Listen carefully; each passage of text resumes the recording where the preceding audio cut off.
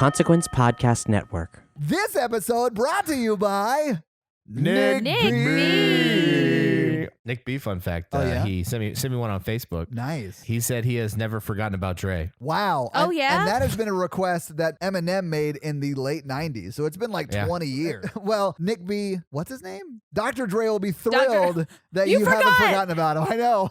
Todd forgot. Wow. Uh-oh. I'm so sorry, Doesn't Dr. bode Dre. well. It does not. I loved that album. Chronic, come on now. This episode also brought to you by Ori. Hey guys, Ori did the greatest thing for me this week. Oh, She yeah? got me an ergonomic mouse, which is so cool. Not like a squeaky mouse, but like a mouse for your hand. Because my hand hurt because I injured it playing the spoons with such vigor and vim. Yes. And like I don't have a brace on it right now, and I'm not screaming because of this ergonomic mouse that Ori I'm glad got it's me. feeling better. I honestly Me thought you too, weren't dude. screaming because we weren't doing an Eli Roth movie. So, I mean, I'm look. so excited to do a movie. it was both of those episodes you had a brace on. I mean, I'm not. I know. Causation is not correlation or whatever, but still, I think there's something to be said about that. This episode also brought to you by Matt. Say Matt. Orga the Borga. Orga the Borga. You said it like an Italian person Orga the saying it. Borga. All right, well, let me give you some Swedish fun facts brought to you by Matt. The Swedish company King is behind the app game Candy Crush. It has been downloaded almost 500 million times and counting. That's almost one game for every person in the United States and Brazil combined. It's real fun. I mean, yeah. Candy Crush. And then you realize how much of your life you've lost and you delete it from your phone. Yeah. That's the Candy Crush cycle. That is the Candy Crush cycle. It's like, discover it while pooping. Hey, this is fun. Oh my God, I can't stop. Taking off work, losing your job, deleting from phone. Yes. Anyways, thank you, Sweden. Yeah, thank you, Sweden, for that awesome game that we all play while we're pooping. I know. Yeah. We now return you to another episode of The Patreonicals. All right. This one begins with a big flash of light, What? Uh-oh. and everybody finds themselves on the moon. Okay, hang on one Is second. this the season 2 reboot? Why do I feel like we're watching Lost and they're actually in purgatory? No. A man who looks vaguely human named Karun is standing in front of the rest of them. Is he bright blue? He is. He's bright blue. Ooh. Hey, Jen, do you want to take a guess as to what HBO show Mikey just recently started watching? It's so good. Oh my gosh. I love it. Everyone's been brought to the one place, and it's like a there's like TV cameras, and it's on the moon. It looks like an arena. It looks like a giant version of the Thunderdome. And this Show me what you got. and Matthew, Isaac, Eddie, Kate, and Tristram, the robot, are all there. Well, because you said everyone is there, so I would assume that everyone is there. This blue guy Karun comes out and says, "Hey, we're an international space people, and your whole society is collapsing, and it's hilarious. But you guys have been fighting really well, and so we brought you guys here because you've all like been really cool to watch, and we're gonna like make you fight stuff for fun. In Moonderdome? Yeah, and Moonderdome. Well, it's also Murderdome, but yeah, Moonderdome. just on the So moon. And Tristan tries to shoot him, and Kate throws a telepathy rock at him. Telepathy rock. He's just a hologram, and he's like laughing. He's like, I wouldn't actually be there, you guys. That's really dumb. But like, we're gonna get great ratings. Everybody turns to Tristan, who's like, and he's like, I won't kill you. We'll be a lot. Like, we need to get back to Earth so I can kill you for the Illuminati. Oh, so they're forming an alliance. They're at least a truce. So this is basically Moon Survivor. Yes. Yeah, this is Moon Survivor. That sounds good. And it looks like there's like an alien base around them. They're not really sure, but they're in a big arena. There's not anybody in the stands or anything, but so a giant tentacle creature appears, and it looks kind of like Cthulhu or whatever. Cthulhu? And yeah, sure. Yeah. And Tristram takes out a sword from his leg and gives it to Matthew because Matthew's like, I just really want a sword. So then they all start fighting, and Isaac again has super strength because he ate anything. And then Kate's like, she throws Tristram on top of Cthulhu, and he's like shooting him through the head, trying to penetrate him. And Matthew's like doing this, and they're all fighting. And Eddie has a bag of guinea pigs that he unleashes on Cthulhu. Of guinea pigs? Yeah. He had guinea pigs on his person when he got teleported to the moon. Yes, he did. You know, like you do. Yeah, I mean, I get it. So he sends some of them to explore the arena while this is going on. Are they his Guineans? Yeah, they're his Ginions. I'm not sure if that's great? quite a Moonderdome moment, but I'll take it. I loved it.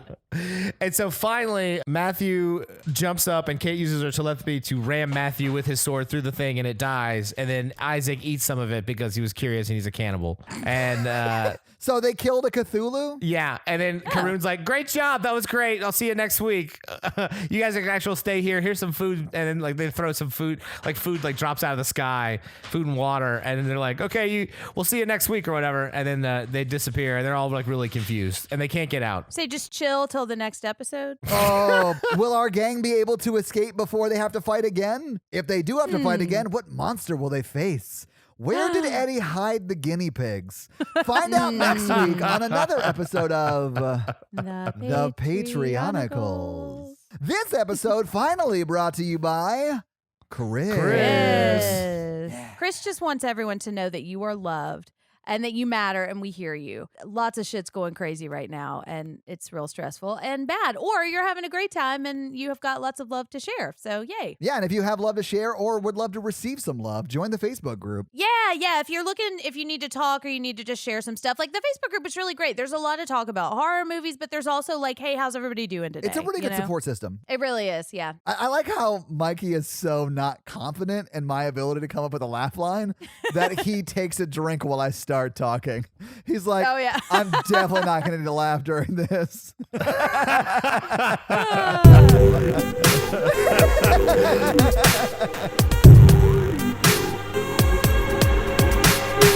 It's normally like 12. Okay. I mean, this 12, is 13. It's a long movie. A lot of shit happens. Anyway. It is. And, well, yeah, we'll get there.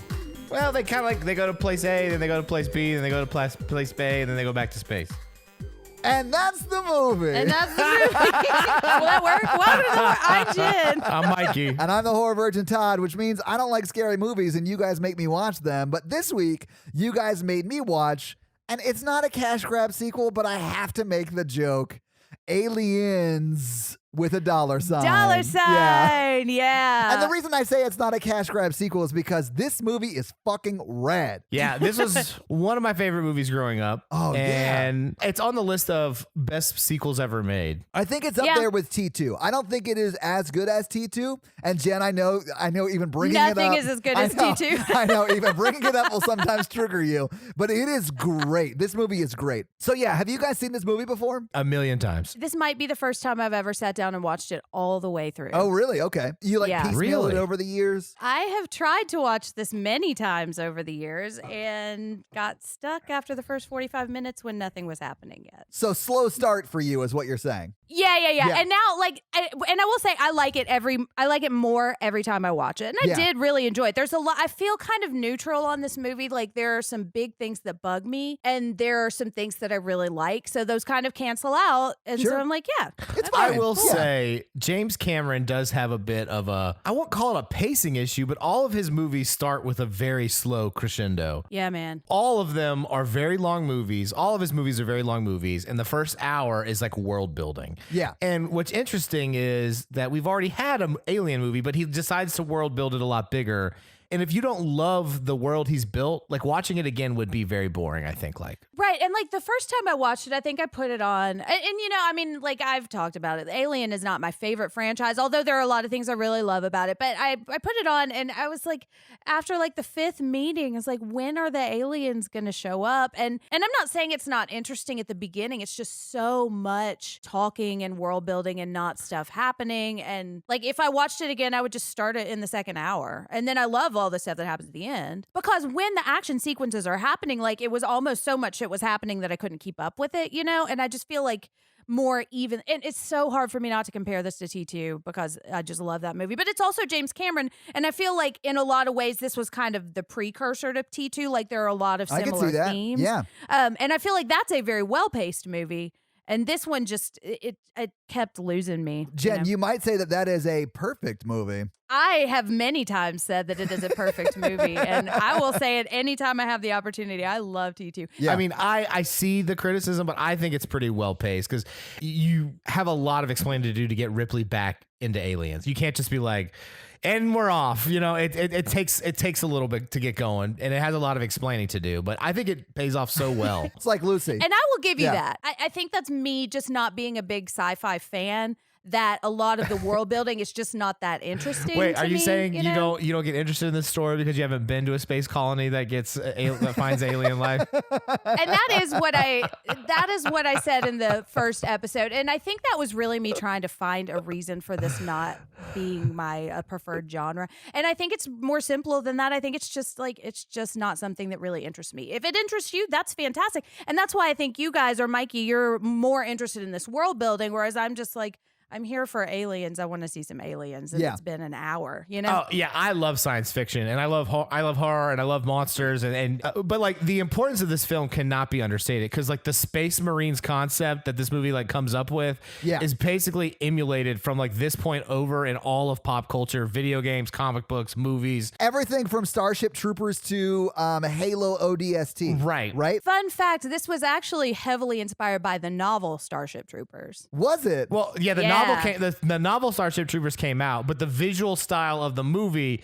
takes a lot from this movie. Right. I also did not know Starship Troopers was a novel. I'm so sorry. It is, yeah. No, I didn't know until I was doing research on this. Okay. But yeah, he made all the Marines read it as part of their training. But yeah, I do think this is an important movie, and there's a lot that I do like about it. And I'm going to be fair. Yeah. So the pacing of it didn't really bother me that much because I sort of did like the world building. I really liked that he jumped ahead like 57 years. I thought that was a really cool thing. I was not at all expecting that. So I thought that was awesome. And it allows you to go back to literally the same planet they were on, but it's completely different. And they can really amp up the stakes because of that. So I really liked that a lot. I think they did that for Ripley's sake too, to have her have like no connections, because I think it plausibly explains why she would possibly do this, because she really has no connection left with humanity. But Todd, I have a question for you. How much of this plot did you know going in? And I say that because I feel like this is one of those movies where I've seen the ending of it 20 more times than I've seen the actual movie. Honestly, all I knew going into this movie was that she was going to get into one of those like mech suits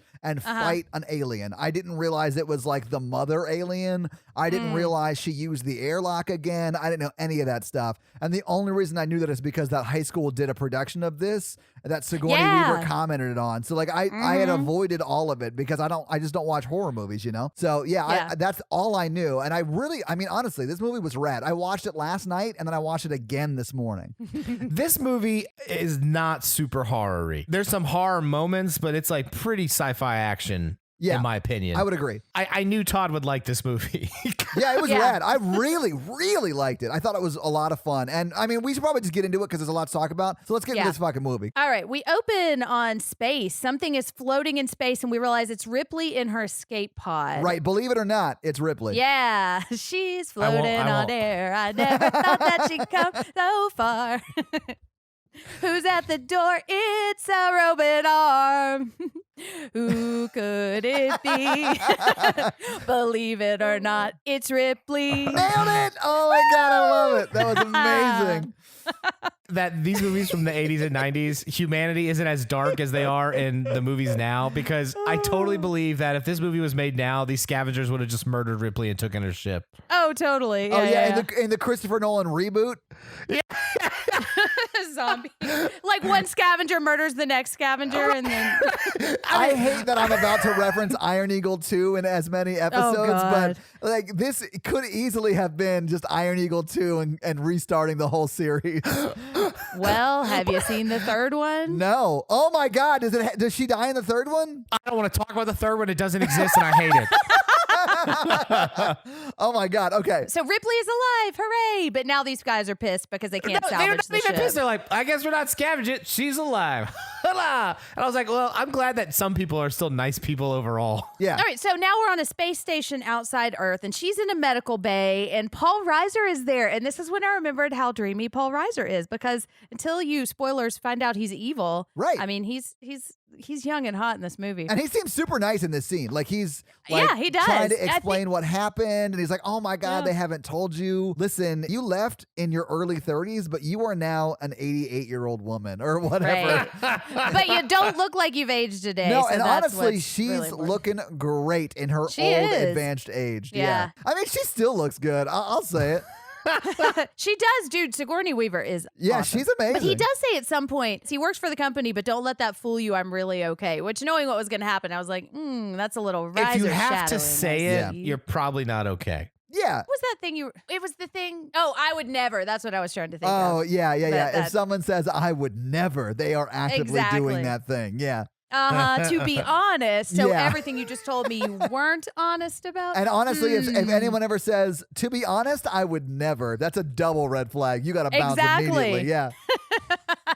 Anyways, but then she starts having chest pains, and Jonesy is not having it. He runs away. And then we see a chest burster, and it comes up under her skin, but it doesn't exactly burst through. And then, whew, she wakes up. It was all a dream. It was all a dream. And I thought that because she woke up, the Paul Reiser revelation of it's like 57 or however many years in the future, I thought that was also a part of the dream. And it took me a little while to be like, oh, no shit. She actually is like 50 years in the future. Yeah, now they're going with it. Yeah, I was like, oh, okay, cool. So only part of that was a dream. Okay, so the next 15 minutes of the film can be summed up by one, she has PTSD, obviously, and two, Clearly, yeah. lots of bureaucratic company nonsense where they're like, what happened? That was really expensive. You're no longer a flight officer, blah, blah, blah. Right. She's really upset. Yeah, they don't believe her. Yeah, and that is one of the things I really do like is I think it's a pretty accurate depiction of PTSD, you know, in a way that's not like trying to hit you over the head with it. Kind of like in Jaws. It's like, oh yeah, this is how humans react to these traumatic things. Here's what I don't understand about this movie,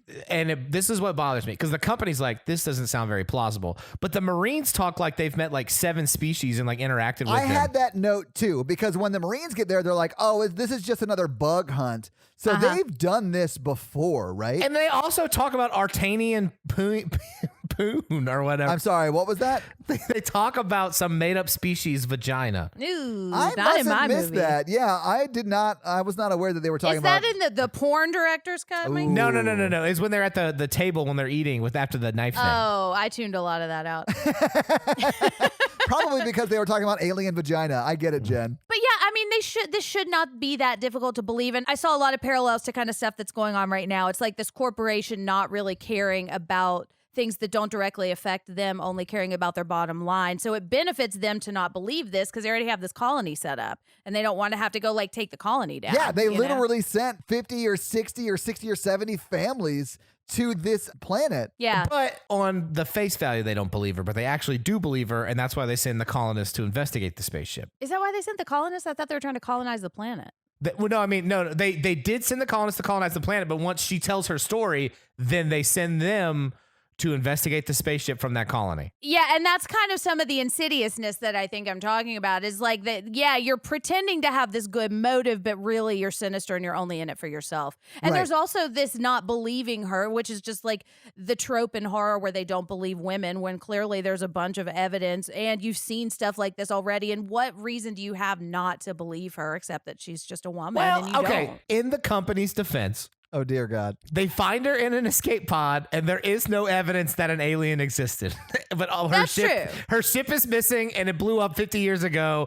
And then she's like, "Yeah, we were killed by an alien we picked up on the side of the road." Sure. I mean, I guess they don't necessarily have that evidence, except unless you've been on other bug hunts where you know Right. creatures could possibly exist. This is where I think they shouldn't have done that. Either have aliens be everywhere and have them believe her, or have no aliens and then be like, "Oh, well, we," because it almost insinuated we've colonized 300 planets and we've never had anything like that happen. Which I was like, they've never met an alien, or they've never had like that hostile of a species they met. Like it didn't Right. get specific enough. I think it was more of the latter. So for me, it made sense that the Marines had to go and like annihilate alien like species, but not intelligent life, if that makes sense. Right. Yeah. They had to go clear out like what would be the equivalent of like lions or whatever, right? Yeah. And this would be truly the first time they met an intelligent race, which is why I think when Ripley wakes up and tells them about the spaceship on the planet, that's when Paul Reiser tells the colonists to go check out the spaceship. Early on in this movie, there are like some time jumps, right? Yeah. Because after the meeting where they tell her that they sent 50 or 60 families, it then shows her in her like apartment, and that's probably a few months because Paul Reiser mentions that, you know, she's been working as a loader on some space bay or whatever, and she's got short hair now. Yeah, so we can tell it's been like months or maybe weeks, but it's been a while since she got back and had that meeting. I think there are a lot of complicated reasons. Like, yes, there's not a whole lot of evidence, but I think mainly they don't believe her because it's inconvenient for them to believe her, which is a reason that a lot of people don't believe women when they say things are happening. Like, what's at stake makes it more valuable to just pretend that she's crazy. Right. You know, which is just another way of gaslighting, you know? So for me, I think they believe her. I also think they're gaslighting her because they send the colonists to go see the spaceship and explore it. So they believe her. They just don't want her to know they believe her, which is where the gaslighting comes in. And I think that's bullshit, and so when I say like believe, I think what I really mean is believe and do something about it. You know, believe and take it seriously. They're not good people. They're like, let's sacrifice that colony so we can find out what this species is like. Right? Exactly. Yeah. There's a very like corporation capitalist kind of undercurrent to this entire franchise. Yeah, this movie does very much talk about the negative effects of late stage capitalism. Yeah. Mm-hmm. And that's one of the things that I like about it. Me too. I mean, I think there's a lot of themes you can really dig into in this movie. Some of them that work and some of them that don't for me, but that's one of them that works. Yeah. All right. But in that scene where Ripley is talking to Paul Reiser and Gorman, the lieutenant, they're like trying to talk her into going with them just as a consultant. In the time jump, they're like, we've lost contact with that colony. Yeah. Uh-huh. And now they're going to send a spaceship out to go investigate, or space marines, as we know, right? So they're trying to get her to go in a consultant capacity, right? You know what stood out to me in that scene? I just wrote in my notes, ash your goddamn cigarette, Ripley. Did you see how long that ash was in the beginning? It was like she started smoking at the end of the meeting from the previce scene and has just been smoking that cigarette until Paul Reiser showed up. It's the future cigarettes. They can smoke them for months. Don't threaten me with a good time. I like that, though, because it just showed her like lost in thought. And that I think that it did, is again like sort of in a subtle way showing the PTSD that she's dealing with. I think so too. Yeah, and it's like showing it without naming it, which I really like, because then I feel like it's really authentic. But yeah, they want her to go out. We can guarantee your safety. We want you as a consultant. Blah blah blah blah blah. Exactly, which is just like saying honestly, because you can't ever guarantee anybody's safety. I was like, okay, you could have guaranteed her safety if she stayed on the ship. Yep, Jen, I would never put you in danger. That's what Gorman says. Exactly. Yeah. Never believe anybody. Exactly. Yeah. We're all fucked, guys. But they're also saying, I can get you reinstated as a pilot or a pilot advisor or an officer. I can't remember exactly what her job was. It's like a flight officer. Yeah. What she was doing in the first movie. Like, she would really want to go back to doing that. Right, because Paul Reiser is very like, he's giving her some loader shade too. He's like, and it's also the only thing you could get. Yeah. And then he gives her this really cool business card, and I want business cards like that. You mean where you can just stick it in your phone and it automatically calls that person, and then to hang up, you yank it out? Like I know, it's so cool. And you see, in the future, spam calls got so bad that you can't actually talk to someone else's phone unless they give you a card you put into your phone that allows you to access their phone. I really like this idea a lot. But she wakes up from another bad dream, and this is when we find out how the card works, and it's just fascinating because she calls Paul Reiser. She does in the middle of the night, and this is another time I was like, ooh, dreamy. Yes, he is shirtless. He is shirtless. Yeah, and he doesn't seem to be alone in his room. Somebody's in that room with him because he's like looking around. I mean, young Paul Reiser, he was definitely pulling some for sure. I feel like there's a point in this movie where he has a sweater tied around his neck. And I was into it. Okay, but he's like he's like an Earth 7, but like Space Station 9. Oh yeah, exactly, absolutely. Mm-hmm. And that business card added a full point. It's see-through. Yeah. It's so cool. You realize you can get see-through business cards, Jen, right? What? Hang on, guys. Okay, hold on. I'll be back in an hour. But so she's calling to ask him, not are you alone, but you're going out there to destroy them, not to study them or bring them back. And he says, oh, no, sure, I would never do that. Would never evil. study them. No. You have my word. Right. Yeah, I don't have sinister motivations at all. And then he like pushes the xenomorph queen like out of the bed. the out of his video bed. caption Yeah, with him. yeah. Yeah. That's who was in the room with him, Mikey. Right. Mm-hmm. Where do you think she got those eggs fertilized? Ooh. Dude, okay, now I'm envisioning a Paul Reiser xenomorph queen hybrid species. It looks like a xenomorph, but it has a sweater tied around Sweater it. tied around it. And it's really funny, but in kind of an unassuming way, you know? Now I'm just thinking every Mad About You episode, but instead of Helen Hunt, it's a It's a xenomorph, xenomorph. queen. Yeah, Hey, she has good hair though, so we could put like absolutely. say Mad Mikey's About You. clearly never Deep seen cut. Mad About You. I just don't Tell think me it. why you don't want to talk about this show. I just don't like 90s sitcoms as much as you two. All right, so now we're on another ship, and I noticed I'm going to post a lot of links about stuff because there's so much to say about this movie, and we're not going to have time to get into Yeah. all of it. But there was one talking about how the ship looks very much like a gun, you know, just how it's shaped. It sort of does. Yeah, you're right. I didn't think about that, but you're right. Which I think is kind of representative of this movie. Like the tagline for this movie is "This time it's war," which I think fits really well, and Yeah. I think that's kind of leaning into it. And there's a lot more to say about that In later. space, you can fly a gun. Exactly. Oh, sorry. All right, so now we have a bunch of people in their stasis pods and the computer waking them up. Can I ask a question before we move on from the stasis pod thing?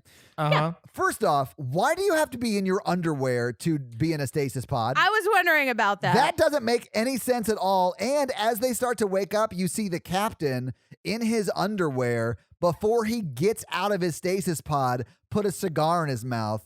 Yep. Where was that cigar? He's a sergeant. He's not the captain. Sorry, excuse me. I think you're focusing on the wrong part of the question, Mikey. Also, why can't they have blankets? It I made know. me cold to watch that. Yeah. So his character, this sergeant character, puts the cigar and starts yelling at everybody, has been emulated so many times. I know. On You're right. so many platforms. Yes. And which is so bizarre to me because he doesn't have a big part in this movie. He doesn't. No, he apparently actually was in the military too, and he says that's part of like how he thinks he got cast. Yeah, it reminded me of a lot of things I've seen after this, but also a little bit Apocalypse Now too. Although he's kind of like a nicer captain. I liked him. Yeah, I liked him too. It really concerns me where he had that cigar. Also, like, how do you establish credibility in your underwear? You know, like authority. Jen, we don't have time, but there are ways. Yeah. Mikey, I would go to that seminar if you're putting one on. To say, hey, Captain, is that a cigar in your underwear? Or did you just wake up from stasis? You think when they hook up, they call it a stasis-cation? A stagecation? Stagecation. They can't say it, so it doesn't work out. That's the nerd. Also, Yeah. the side concern to me is like, okay, so they go to sleep to travel, and they're not traveling faster than light, so it's probably taking years to travel. It was 17 days. It was 17 days. yeah. They talk about that actually. Like, how long would it take a rescue crew to get here? Oh, And yeah. The answer was 17 days. And that was from the time they're overdue. So I do think they have achieved faster than light travel because they're able to get there so fast. That makes sense. But Mikey, they don't address it. Your questioning of it is fair. I'm assuming that based upon Right. like dialogue. 17 days, like, I think I could do that. Like, how many shows could you binge watch? I don't know if you saw what the conditions were, Jen. They didn't have like Netflix and Shudder. Like they They do in the director's cut, Todd. Okay, they just cut those scenes out. Oh, They're man. just binge watching Mad About You. Jen, did you not forget from the first film that in the Aliens universe, they can have faster than light travel, but all the computers are just the green lines Exactly. and the printers print out, and you have to tear the paper off the sides. Is what it sounds like. All right, so they're all eating and talking about getting laid, and there's a lot of really dated kind of conversation here. Well, it's about an alien species. This is that conversation because Yeah. they're talking about he hooked up with one, and they're like, yeah, well, that was the male of the species or whatever. Yeah. I missed all of that. All I remember from this scene is the knife The stuff. knife stuff? Yeah, because it's so cool. Yeah, and I mean, I think one of the things that I don't love about this movie is like kind of how one note all of the Marines are, and some of them say some pretty problematic stuff. But I give it a pass because it's it's very 80s. It was 86, yeah. If you're gonna hang around with a bunch of grunts, self-proclaimed grunts, they're gonna talk. Gallows humor is real, and it's all there. And they joke around because their jobs are terrible. I also hate Bill Paxton's character in this movie half Oh my of the time I see him. God. Because he Yes. How can you hate Bill Paxton's character in this? just half of the time. Because half of the time he's a badass Marine who's like throwing shit down. The Yes, other yes. half, he is a whiny baby child who's like, gay game Yeah. over, which I thought was hilarious, but it gets annoying real quick. It does. It felt like he was playing two different characters to me. Jen, you heard it here. Todd hates when men be vulnerable. No, hey. That's not what it was, Mikey. Well, because there's very like a lot of like alpha male with him, you know, like he's giving Vasquez a lot of shit, you know, and he Yeah. just kind of is unlikable in a lot of the stuff he says, or he's whining.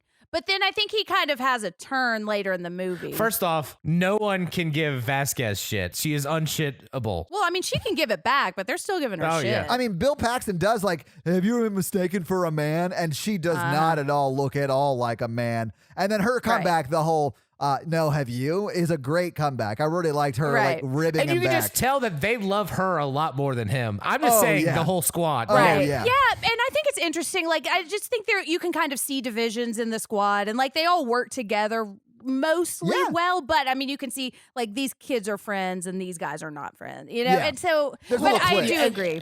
At the end of the day, they're like brothers in arms or whatever, Yeah. brothers and sisters in arms. Right, And right. I think it did a pretty decent job capturing a realistic kind of military bond or whatever. Exactly. And so the vibe of the Marines is not what bothers me. Like, I like that. And I do think you're right. I think it's pretty realistic. It's some of the specific things that they say that bug me. And I think it's just because it's dated, you know? But did you guys recognize the actress who plays Vasquez? I did not, no. Her name is Jeanette Goldstein. And She was the mom in Terminator 2, she's right? the stepmom in Terminator 2. What? Yeah, I know, dude. Yeah. I had no idea. They called her a chameleon actress, and I was like, holy shit. But I do want to point this out because I don't want to let it go by, but this is a case of brown face because she is not a Hispanic actress, and she is playing a Hispanic part. Yeah. Interesting. Yeah, and it's, I don't know, it's not like super egregious because I do think like, I like seeing a Hispanic character when there's really no reason for one. So there's representation there, but either cast a Hispanic actress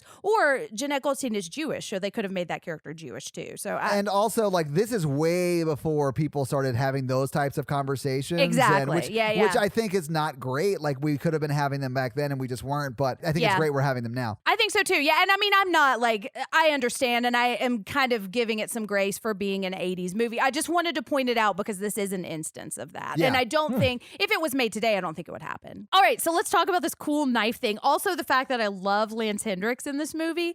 Okay, so who is that? Bishop, the android. Oh, yeah. Yeah. Yeah, he's Yeah, he is awesome. great. Yeah, I liked him a lot. But anyways, he's doing this cool knife thing with Bill Paxton's hand. Yeah. And it's like the knife thing in the middle of the fingers, and he goes really, really, really fast. And I love Bill Paxton's face during the scene.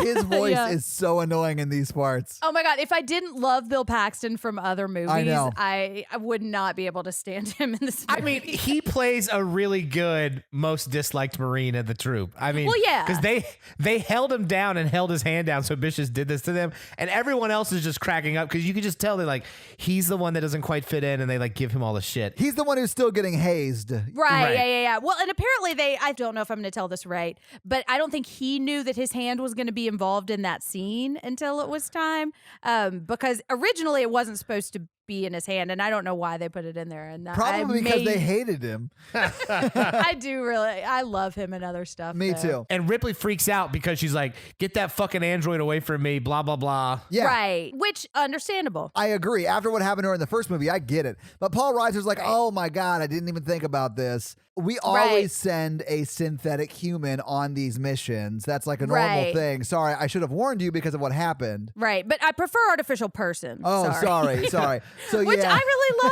loved. Me too. And I think I that's- actually like Bishop because he's like, oh, what model was that? Yeah, there was some troubles with that Yeah, model. they were a Yeah. bit buggy. Right, yeah. Sometimes they turn out to be evil. Wait, did you have it set on evil? That's the problem. Because the Bukkake bots 2.0, they don't go evil. Oh God. Oh I God. forgot about that. I forgot about Bukkake Bot. I want to go ahead and apologize to my mother and family for I'm things just that I may or gonna may not have said on the Alien episode. look. I mean, a lot of shit happened on that episode. Okay. I just remembered it and I was like, Bukkake bot 2.0, now with less evil. Yeah. I'm happy to say I've forgotten what that meant since our last Ooh, episode. Jen. I'm just gonna stay Jen, living in that Google it. bliss. Jen, I'm No, gonna, okay, you gotta Google No. it. I'm gonna text you something real Bukkake. quick. No. Oh my God. I'm gonna have to burn my phone. Oh wow. Yeah. Yeah.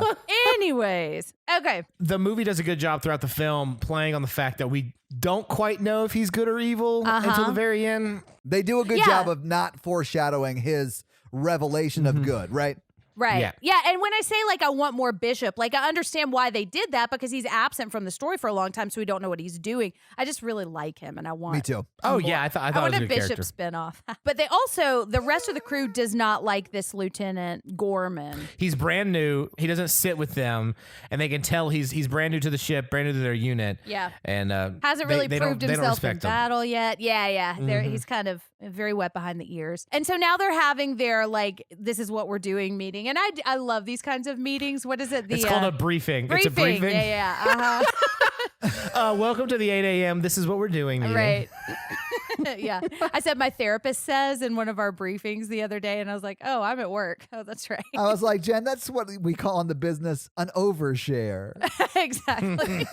But you know. Listen, there's no shame in going to therapy. Go to therapy. It's Oh, amazing. exactly. Yeah. Okay. So another thing that I'm going to link is an article about how this is kind of inspired by the Vietnam War, because I think there are a lot of elements in this because they're trying to give them information about the xenomorphs. Like, this is what they do. This is how you kill them. Their blood is corrosive. It's not that they don't believe Ripley. It's that they're not interested. They're like, fuck, just tell me what to shoot. Yeah, tell me where to shoot. Yeah. Exactly. They even interrupt him when they're trying to give information. And I think this is kind of, they have the firepower. They have the superior firepower. They should logically be able to win this war. But because they don't take the time to understand the enemy is able to subvert them and like take out most of them. And I think that's something we can see in the Vietnam War. I actually like that because Ripley loses her shit on them for not taking it seriously. Yeah. And it does get them to pay attention, and then they start respecting Ripley Yeah. from this point forward. Yeah, they still don't quite believe her though. But yeah.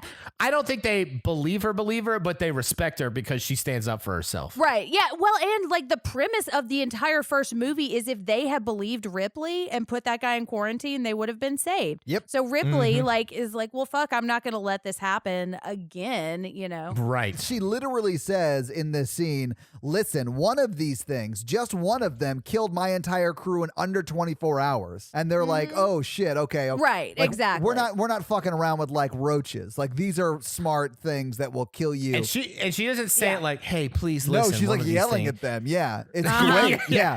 Like a substitute teacher who knows that they're not going to have to be there in a week and they can just go ham. Yeah. Right. Yeah, this is one of the moments that I do really like Ripley a lot. And I think she's like learned from mistakes of the past movie in a lot of ways too. Yeah. And I wouldn't buy her being sort of a submissive, quiet person at this point in her life after what she's been through. Exactly. No. Yeah. Especially in these circumstances. Absolutely not. Right. And Oh, I yeah. think if she had, that's probably similar to what her life was back on the station before she got involved with this. But now I think when there's like a challenge, she's like, I know what this is and I want to protect all of you guys and protect myself. And this is the right thing to We're do. not Yeah. fucking around out here, guys. Like, yeah. Exactly. Yeah. This Mhm. is serious shit. But she's also wandering around. She's saying, I feel like a fifth wheel. Because we've got this scene of where they're like loading weapons into ships and stuff. Like, and it's the she's like, drop ship. Yeah, they're like loading up Yeah, the yeah. drop ship, and she walks up to Gorman and the sergeant who's And- been ripped off by Halo. Yeah, what's his name? Apon or Apone? Yeah, Apone. Yeah, that's right. Apone. It's Apone, yeah. So like she's asking, hey, I'm here. I may as well be helpful. She's Right. like, what can I do? And then Apone's like, I don't know. What can you do? Which I thought was Woman. interesting. Yeah. So I thought that there was some of that in there. And she's like, well, actually, Uh-huh. I'm certified to walk a mech warrior suit around. And they're like, all right, cool. Go Right. ahead and strap in and help out. And she does, yeah. She does. And I wrote in my notes, this is loader porn because it's very. It's honestly, it's loader shadowing is what it is. But It yeah. is. Hey, and I'm into it. It is Oh, really me cool. too. I loved these suits. Yeah. I do too. And I do think these Marines are not expecting anyone to help them. It's usually them taking care of, like, they're like, we're grunts. We take care of this. Yeah, they're the ones that are ordered to do stuff. They're not Right. used to someone who's helping them. Yeah. Also, we didn't talk about this, but Paul Reiser was like, one of the ways he got her out there was like, you should like deal with your demons and come out here and like face your fears or whatever. Like, Fuck you, Paul Reiser. right. I Sorry. thought it was like a pretty much of a dick move, but I don't think he should have said it outright, but it is like kind of a good metaphor of her like facing the things that have like destroyed her life. It kind of is. Yeah. And like kind of taking taking control think of of your the word. life back, maybe. I I don't know how I feel about even having said that. I'm not sure if I really love that metaphor, but Right. I think the reason it doesn't bother me in the way that Halloween 2018 does is that they ask her to do this to help other people. It's not like she's just waiting around for a threat to happen again, you know? Yeah. And I mean, and that's, I think, kind of like, I don't know if they meant to show kind of a PTSD thing, but I think they do it very well here just because they're showing how a real person would react to this, you know? But yeah, but this is a little, it feels very male gazy. Like, really, the only time in this movie where I feel a male gaze is when she's in this loader. Yeah. It just, I don't know. I also don't think that you were wrong about the male gazy part of it, but I the only part I think you're wrong about that is I think every time she gets into the stasis pod, that's male gaze. I think there's male gaze with Vasquez too. So like I feel like there is some male gaze going on in other parts of the movie. I don't think that you're wrong about this time. I just feel like there's more than just this time. And I mean, I didn't feel it as much as the first one because I do feel like that scene in her underwear in the first movie is like a really kind of exploitative scene. Yeah. And I think when I look at the way women are presented in this movie, it's not necessarily going down by gender lines. I think there are gender stereotypes here. Vasquez and the other female Marine whose name I don't know, I feel like they fall in under the masculine category and Ripley is the feminine category. And I guess that's how they are identified in this movie as either masculine or feminine. So it's not necessarily man and woman, it's masculine and feminine. And that's kind of where I see that male gaze is that Ripley is seen as a feminine person and not really expected to take on these roles. But Vasquez is seen as a masculine person. And so she's just one of the guys. You know, there's a lot of one of the guys kind of thing with Vasquez because she doesn't really have any feminine qualities throughout the movie. If it were a man saying this alien attacked my whole crew, I think they probably would have believed her more, you know, or they would have asked a man to help out or something. And they wouldn't have been like, well, I mean, if a woman survived, how bad could it be? Exactly. Yeah. Mm-hmm. The only way I disagree with you, Jen, is I think they do sort of sexualize Vasquez some. In fact, there's one scene where she says, fuck you to one of the guys, and he goes, anywhere, any place. So I do think that there is some sexualization of Vasquez. I do think it's less than Ripley, but I do think they sexualize her too. And I think it's the guy who I hate the most in this movie. And he's Boggs? Oh, that's right. He's Boggs from Shawshank Redemption. You're right. But he wears a hat, like a ball cap in this scene that has shit hanging off the front of it. That would drive me insane. Who would wear charm bracelets off the front of your hat like that? He's just committed to that look, you know? So He's dumb. like, I want that party in the front and the back. I was so happy when he died. He did bug me in this movie. But he and Vasquez are like real tight. They're like a little clique. You know? They're best buddies. I don't understand what y'all are talking about. They are best buds. They're both the heavy machine gunners. Like, I get that. Yeah. And the other female is the pilot. Like, she's an officer. Yeah, but the female pilot is wildly irresponsible. But we'll talk in a second about that. All right, so now they're rolling out and they're getting themselves all amped up to go. Bishop is driving. I just called it the space plane and the space car, so you guys probably know. But that's more accurate, Jen. That is accurate. One's a drop ship and one's like a tank-ish thing, right? But yeah, bigger Batmobile. Absolutely, it is. It's definitely a lot like a Batmobile, but it's right. And this is when Bill Paxton did kind of bug me because he's just got all these little cliche phrases, and it's very try hard. He's like, "We're in a spaceship, got an elevator going to hell, man." Ladies and gentlemen, joining us is Bill Paxton from the movie Aliens. But here's the thing. I don't think any of this was cliche until after this movie. Like, this movie makes all this cliche. I guess that's fair, yeah. Right. But there's always some guy on the bus that's like, hey, we're going on a field trip, man. It's going to be rocking. Woo! And Bill Paxton plays the best person to do that. He really and I honestly do buy that the rest of the platoon does not like him very much, but because he does shit like this. So, like, I don't hate Bill Paxton's character. I just find him annoying, and I think I'm supposed to. You know, Hey, but you know, he's not above being excited. He's not above living every moment. And I mean, there's something I love about that. Yes. So, his name is Hudson in this film. Yeah. And then, but I like this film because it shows how all the Marines react to this drop. Because like Hicks falls asleep because he's like the cool operator. Like he is like the soldier. He's just tired from being so hot. Right? Like he's the man. He's a man's man. You know what I'm saying? He's the guy who should be in charge. Yes. Yeah. But we also find out Lieutenant has not had much combat training right now. Man, I hated this. He's only done one combat drop. 2, including this one. I hated this so much because they ask him, how many combat drops have you been on? And he goes, 38 simulated. I mean, I've only done one other. I've done 2, including this one in real life. Yeah. Like that. That's not what we're asking. I know. Lieutenant. I don't care how many simulations. That's like saying, "Hey, Mikey, how many people have you had sex with?" And he's like, "I don't know, 1,000, but like only Not 2, your hand. only 2 in real life." Yeah, sorry. I mean, Both of those numbers are vastly underestimated. but still, like, I mean, I don't give a shit how many simulations you did. Like, Right. And Right. it's Ripley who asks him because she's kind of nervous. Yeah. Yeah. And like he's like kind of freaking out. And she's like, but she's less nervous than him. So she's like, how many drops have you done? And, Well, look- and then Vasquez is like, oh shit. We're fucked. Yeah. Yeah, all of the Marines are like, oh, my God. God. Right. And that turns out to be true. Yeah. Now, I will say her last sergeant or whatever his position was Tom Skerritt, who can get it. Yeah. He's done a lot of drops. And he we'll say. did get it. All He was real. not in the military. He was captain of the ship. Doesn't matter for drops. The only drops he did were panty drops. Ew. Ooh, Tom Skerritt. Oh, he's so hot. So now they land and there's a car and they get out and they run and This movie like revolutionized visual, like the effects, the soundtrack. This movie is like the most well-made science fiction action movie of all time. And we're just like, Jen's like, then they land. And, that's because I've seen Terminator 2. and they roll out in a car. Yeah.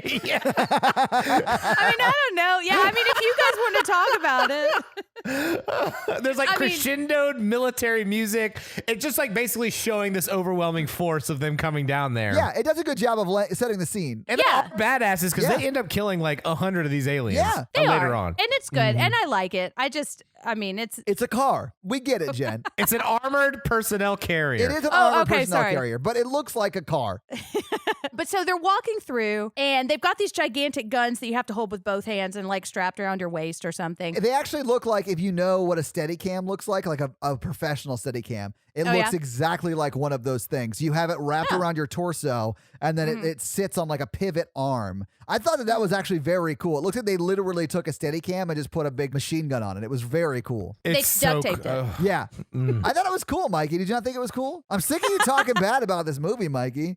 I know, Mikey. Jeez, this is a good movie, I hate okay? you guys. All right. But so they're not seeing any signs of life. Right. So here's where I got confused. Why did Ripley go down on the planet if she's like the advisor? No idea. But so did Paul Reiser. Paul Reiser goes down too. Yeah. Well, I know why he went down because he's a greedy little fuck, but he has motivation. Everyone left the spaceship that is in orbit. That Right. cannot be standard operating procedure. No, it could not.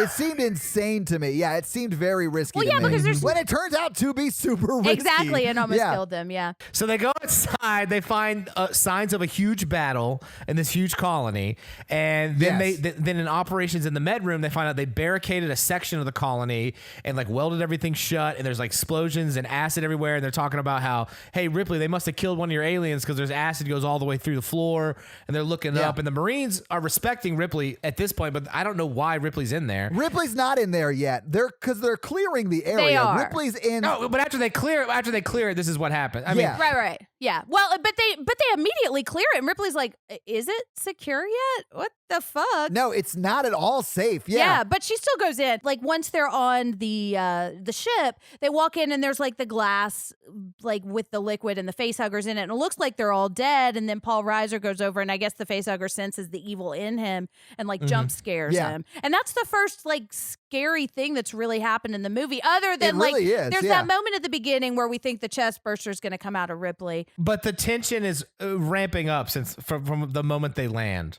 It is. I guess what I'm saying is the tension, the tension building just didn't really work for me. And I think what I wanted here, because I was thinking about Sinister, because there's a lot of instances of Ethan Hawke like walking around his hallway looking for stuff or thinking he heard something, which is basically what they're doing. They're walking around investigating the ship. But in Sinister, like you see a ghost that Ethan Hawke doesn't see, or you see something scary. So there's something for me to look at.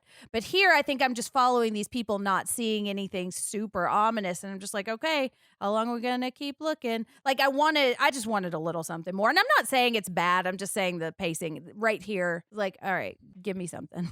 Well, I do feel like they give you something with this little like chest, not chest They burster, do. but the face hugger thing. And then we find out that there's actually 2 that are still left alive. Yeah. And that they're like reading captain's log or something that they tried to take the face hugger off one of the colonizer people and it killed the person. Yeah. Well, they successfully did take it off, but it did kill the person. Exactly. Yeah. So Yeah. I guess what's your definition of successful there? I mean, they still have Paul Reiser would say it was successful, you know, but I mean I would say it's successful because it doesn't actually make one of the xenomorph true. alien things, And right? that's true. That is a success. It's unfortunate that person died, Yeah. but that's still a success. I mean, I would rather just die than like get that thing burst out of me. Same. Yeah.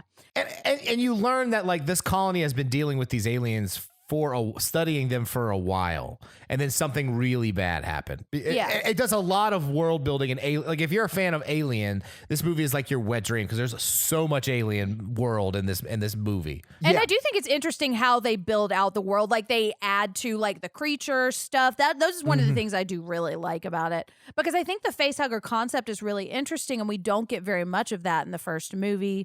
And then there's the queen too. So yeah, I think they do a good job of expanding the monster world also. But so they start to motion sense something, and they're pointing a billion guns at whatever it is. And then Ripley looks, and there's a little girl down there. I did love that their first like thought was to, instead of look for survivors at this colonist compound, was to shoot at anything that moves, even if it's a little girl. I know. I was like, because they're there to look for They survivors. are. Like that is what they're doing. I mean, I would have saw no one there and a big battle and have been like, there's aliens here. We should just shoot at anything that moves. I get that you're on edge, but you might want to get visual confirmation you're not about to murder an 8-year-old girl. Right. But I think that kind of plays into the like, we're just bringing a bunch of guns to this problem rather than like trying to It's the understand it. military, Todd. You can't rescue a colony without killing a few. Eggs. That joke's fucking gold. But so when they do find who turns out to be Newt, Hudson like sticks his face down in there and is gross and weird, and she bites his hand. I was like, good for you. Yeah. And then she starts crawling away into the air vent, and Ripley goes after her. Yeah, and she follows her. Yeah, and she Yeah. finds like a little like compartment where she seems to have been living for a while. Yeah. Like surviving. it's honestly pretty sad. It really is. Yeah. And like we see that she's a second grader because she's got that little picture. And like I know, my it's so daughter is sad. my daughter's in 3rd grade. So there was a lot of like, I was thinking, oh shit, what would happen? And when they're starting to ask her about her family and she just stops talking about it, I just imagine like what this little girl's been through. It's really sad. Yeah. Although to be honest, I would be fine if she was not a factor in this movie. And I've got a lot more thoughts about that later, but I definitely understand why she's there. I do too. And I think like when I look at if this movie is a feminist movie or not, I think it is very feminist for its time, which was right after second wave feminism or kind of the end of second wave feminism. And I don't think it's feminist anymore. Like I don't feel empowered by this movie. It almost reduces Ripley to mother, like to her gender, because she's a woman. And if you look at I would have enjoyed this role more if it was a woman in her teens or 20s, like an older woman, and it was more like Ripley fighting for someone not to have to go through what she went through on the Nostradamus. Yeah, I think so too. Or if she had been interesting. saving one of the Marines or something, I think like, and it's fine. Like I'm not going to super pick it apart, but like the first movie, she was written as a man. And one of the things was, I think at this point, being feminist was seen as, oh, I can do anything a man can do, you know, and like trying to like masculinize these characters. And that's kind of what I see in Alien, as she was written as a man and they put a woman in the role. And I think I just want more out of feminism than that now. And so like when you look at slashers, when they pick up the knife, that is seen as like masculinizing the character, and that's how they're able to overcome. And then there's a point where they drop the knife and they are like feminized again. And so I think that's what this movie is like we had this really strong character in the first movie, but they have to remind us that, hold on, she's still a woman. So she's not as threatening. And it's like giving her this role as a mother. It's like, you can be a great mother even when there's difficult things, not like you're a woman and you can be whatever you want. You know, I just don't think Newt is necessary. And I feel like they do it less for Ripley and more for the alien queen to make like a foil for the alien queen. Well, so that by the end, I was just like, okay, it's mom versus mom. Yeah. They have a moment where they acknowledge that they're both mothers in the egg room. And I was like, this is a really weird choice. I thought that Newt existed because they wanted to make her a quote unquote mom, Ripley being that her in that sentence, right? And then it was mom versus alien mom. And I felt like that's why they did it that way. Yeah. But I mean, I definitely see what you're saying, Jen. Yeah. The queen could still be there. She doesn't need Ripley to be a mom to be pissed that her eggs are getting blown apart. You know what I mean? No. Right. Yeah, there's no mom versus mom motivation Right. for me in this movie. I don't need to see the alien see Ripley as a mom either. You like that doesn't matter. The alien mom would still want to kill Ripley because Ripley is killing her eggs, right? Right. And like when I look at, like, I think in the 80s, this was probably very progressive because one of the things I do think it shows is different aspects of motherhood and different like you can be a mother and that doesn't necessarily mean you're an angel because the alien queen is a mother also. But right now I see it and I'm like, oh, Weyland-Yutani is the patriarchy and he's just pitting these two moms against each other, but he's still controlling everything. Like Weyland-Yutani is the patriarchy in this movie and he is the big evil and these mothers are just fighting with each other. I also think there's a racial element you can see in here. Can I ask who that is? Oh, sorry. Weyland-Yutani is the corporation that owns everything. Okay. Yeah, I got you. Sorry. No, sorry. that's Yeah, fine. yeah. Okay. And because I don't think we had said it. I got a lot to say once we get to that, but I just think I don't hate it, but I don't love it. And I think it just kind of is feminism at its time. And I think we've moved past that. Yeah, I mean, that's fair. Yeah. But it was probably very progressive at that time. But I can see why now, almost 40 years later, it's not as progressive. Right. And I say that because I don't want to take anything away from Ripley because there is a lot of empowerment that I get from her. I just think it's empowering me in a way that I don't want anymore. And I read it because one of the other things that I don't like is that Ripley is really the only one in the movie that's asked to care for this child. You know, like she's the one who chases, like they're like, Hicks at one point is like, she's dead, let's go. And Ripley is the only one who goes in after her and like goes to get her, really shows any kind of concern for her, which just shows how like caregiving is seen as a female thing. And I just have been thinking so much about teachers who like the majority of teachers are women and we're being asked to like go into schools now. Like how many times are teachers asked to risk their lives for kids because we are not valued as highly as male dominated fields. And so this caregiving thing is something that is supposed to be innate to women. We're supposed to be able to risk our lives for it, and we're supposed to want to do that. And I think if any of the male characters in this movie had shown any kind of sympathy for Newt, I think that would have kind of solved that problem. So Hicks does show sympathy for her, but it's little moments. And if you're paying attention to the movie, like in the background or things like that, you can see that with Hudson and Hicks at different points, but I don't remember the director's cut enough to know if it's more in the forefront during the director's cut. But like, so there's moments where like Newt's trying to see like the computer table and Hicks picks her up and puts it on his shoulder so she can pay attention to what they're all talking about with their briefing that they do later on in operations. And he like checks on her a lot and does some other things. And then Hudson as well with her. But it's all in the background. So like Paul Reiser's character's talking and you can see like Hudson and her interacting in the background in like sweet supportive ways. Hicks as well in different scenes throughout the movie, but it's not in the forefront. Well, and so I found another quote about that too, because I think that fits into the 80s. And there's a guy who wrote about this called Roger Lockhurst. He wrote a book about the first two. And he said aliens would be a defiantly Reaganite version of the story, pumped, militarized, libertarian, and driven by a staunch defense of the nuclear family. And so the way I see Hicks relating to Newt and kind of the other men is more like a father, which now, like I look at Corey and he is willing to do everything that I do for our children. But I think back then there was this sense of like, I grew up with a dad who's like, no, I don't change diapers because I'm the dad. Men do that. You mean women do that? Oh, yeah. Sorry. Women do that. That's not for me to do.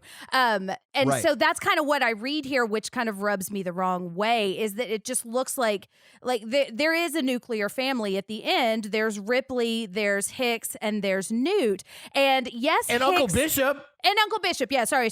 And while Hicks and Bishop do things that benefit Newt, Ripley is the one that is constantly risking her life for Newt. And I just wish I saw more of that. And so that's kind of another element of how it just kind of rubs me the wrong way. It does rub me the wrong way, and it's chosen to be like that because they injure Hicks so he can't do it at the end. Or I think he would go do it 100%. And I did like that Hicks was not the one who rescued her, but I wish that she had been rescuing Hicks. Like if Newt wasn't a character, she could have Absolutely. rescued Hicks, and I think I would have liked Or it better. Vasquez, or any character, Exactly. anybody. Right. Yeah, it didn't. I don't think who she rescues matters. Right. Yes. Except when it's a child, because I think that's inserting the motherhood thing. Yeah. Exactly. Right. I mean, I think the character of Newt sets back the character of Ripley so much. And it's like implied that now she has a reason for living now. Now she's happy Yeah, again. now she has an actual reason to be on the planet. Right. See, in my headcanon, her whole reason is I've come to murder all the aliens. That's my reason for living. And I would be okay with that, you know? I And like so- that. Me I too. like that reading of her way better. And so, like, when I look at this, because again, I don't want to take anything away from Ripley or from this movie, because I feel like this is a step along the way of how we're presenting women in films.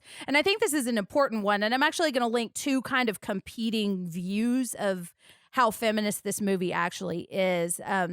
But I just wanted to mention that. And like when you look at Terminator 2, and I'm sorry I keep comparing it, but there's just so much in common. Like you see Linda Hamilton struggling with these concepts, and I think it's more developed in that movie, but I think the seeds of it are here. But anyways, I would have much rather had no Newt and like a love story-esque of Hicks and Ripley of like, we respect each other because we have a mutual love of murdering aliens. Yeah, I don't even need like a quote unquote love story where they fall in love, Yeah. but it would have been cool if they were just there to kick alien ass, right? Right. And then you could even have like Hickson sort of sacrifice himself for Ripley to get Ripley to save Yeah. me or whatever, and then him get taken, and then have Ripley go save him. Right. And that would have been I know, and I awesome. loved it. Yeah. Because then you sort of have both of the, males sacrificing himself for, But then he has to sleep with her because of the implication.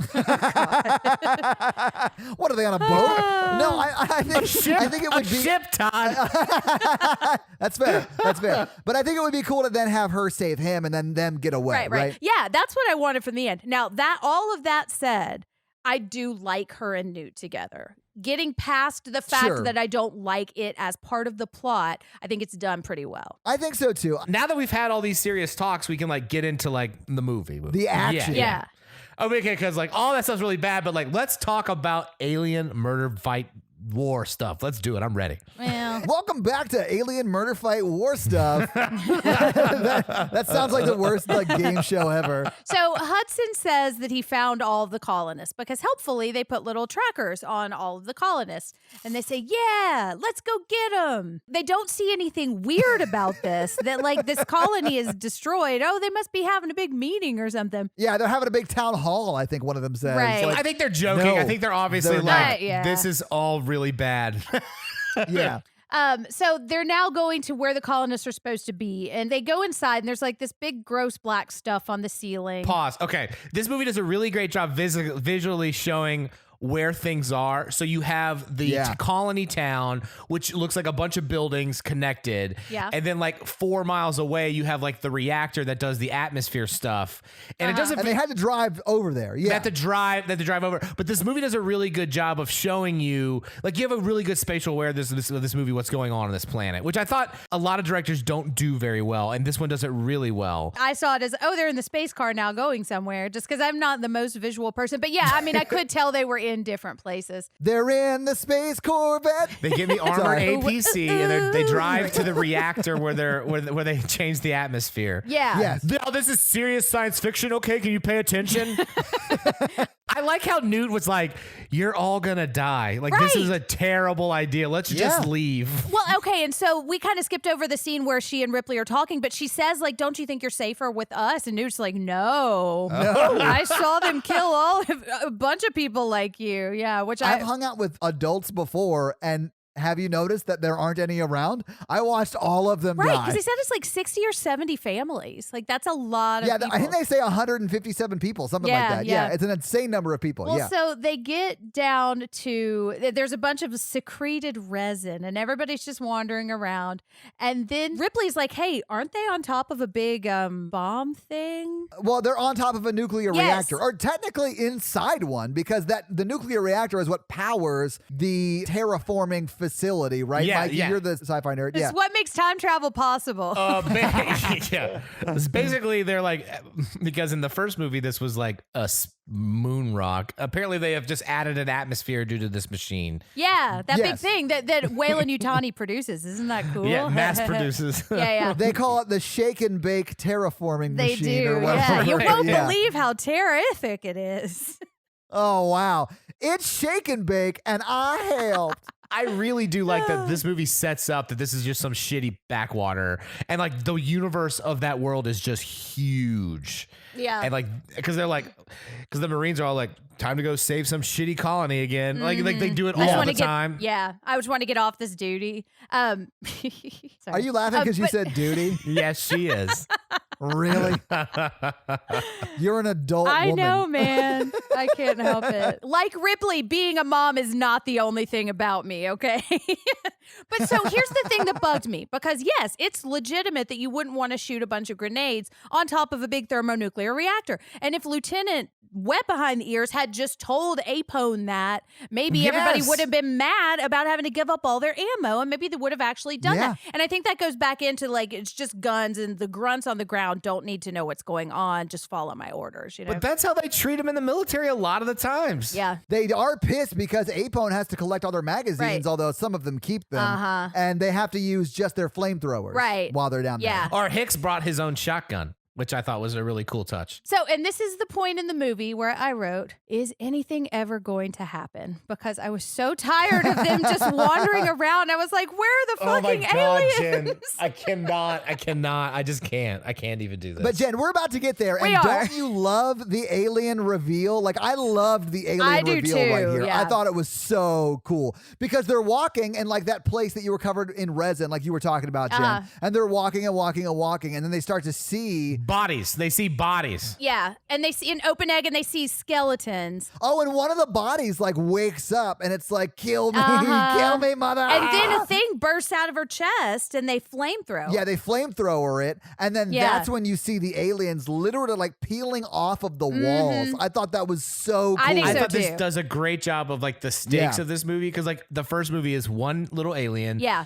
that bursts out of a guy's chest. They killed that thing in 2 seconds, and then you see hundreds of these aliens, and you're just like, Yeah. oh man, I watched the first movie. These people are screwed. Exactly. Yeah, it's almost like the first movie was Alien, Right. And this movie's called Aliens, And that's what brings in the money, baby. Dollar sign. that dollar sign.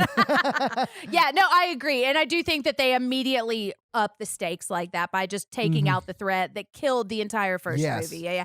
And I love how the aliens come out. I think it's so Yeah, cool. it looks So so, cool. cool. And then and the Marines start. It's like it's a gun battle, and Yeah. then I thought it did a good job showing that the Marines are also not like pushovers. They kill a lot of the aliens. They kill do. a lot of they aliens do. here. They're badasses. Yeah. Yeah. And so some of the, because I think at this point, Boggs like shoots an alien and it explodes and the blood gets on him and starts like burning him. And I can't remember if Yeah. it's Boggs or not. It's somebody. This is one of the moments where I was having a hard time keeping track of everything that was happening. Oh, because it's just chaos. Shit And getting it fucked cuts- up. Yeah.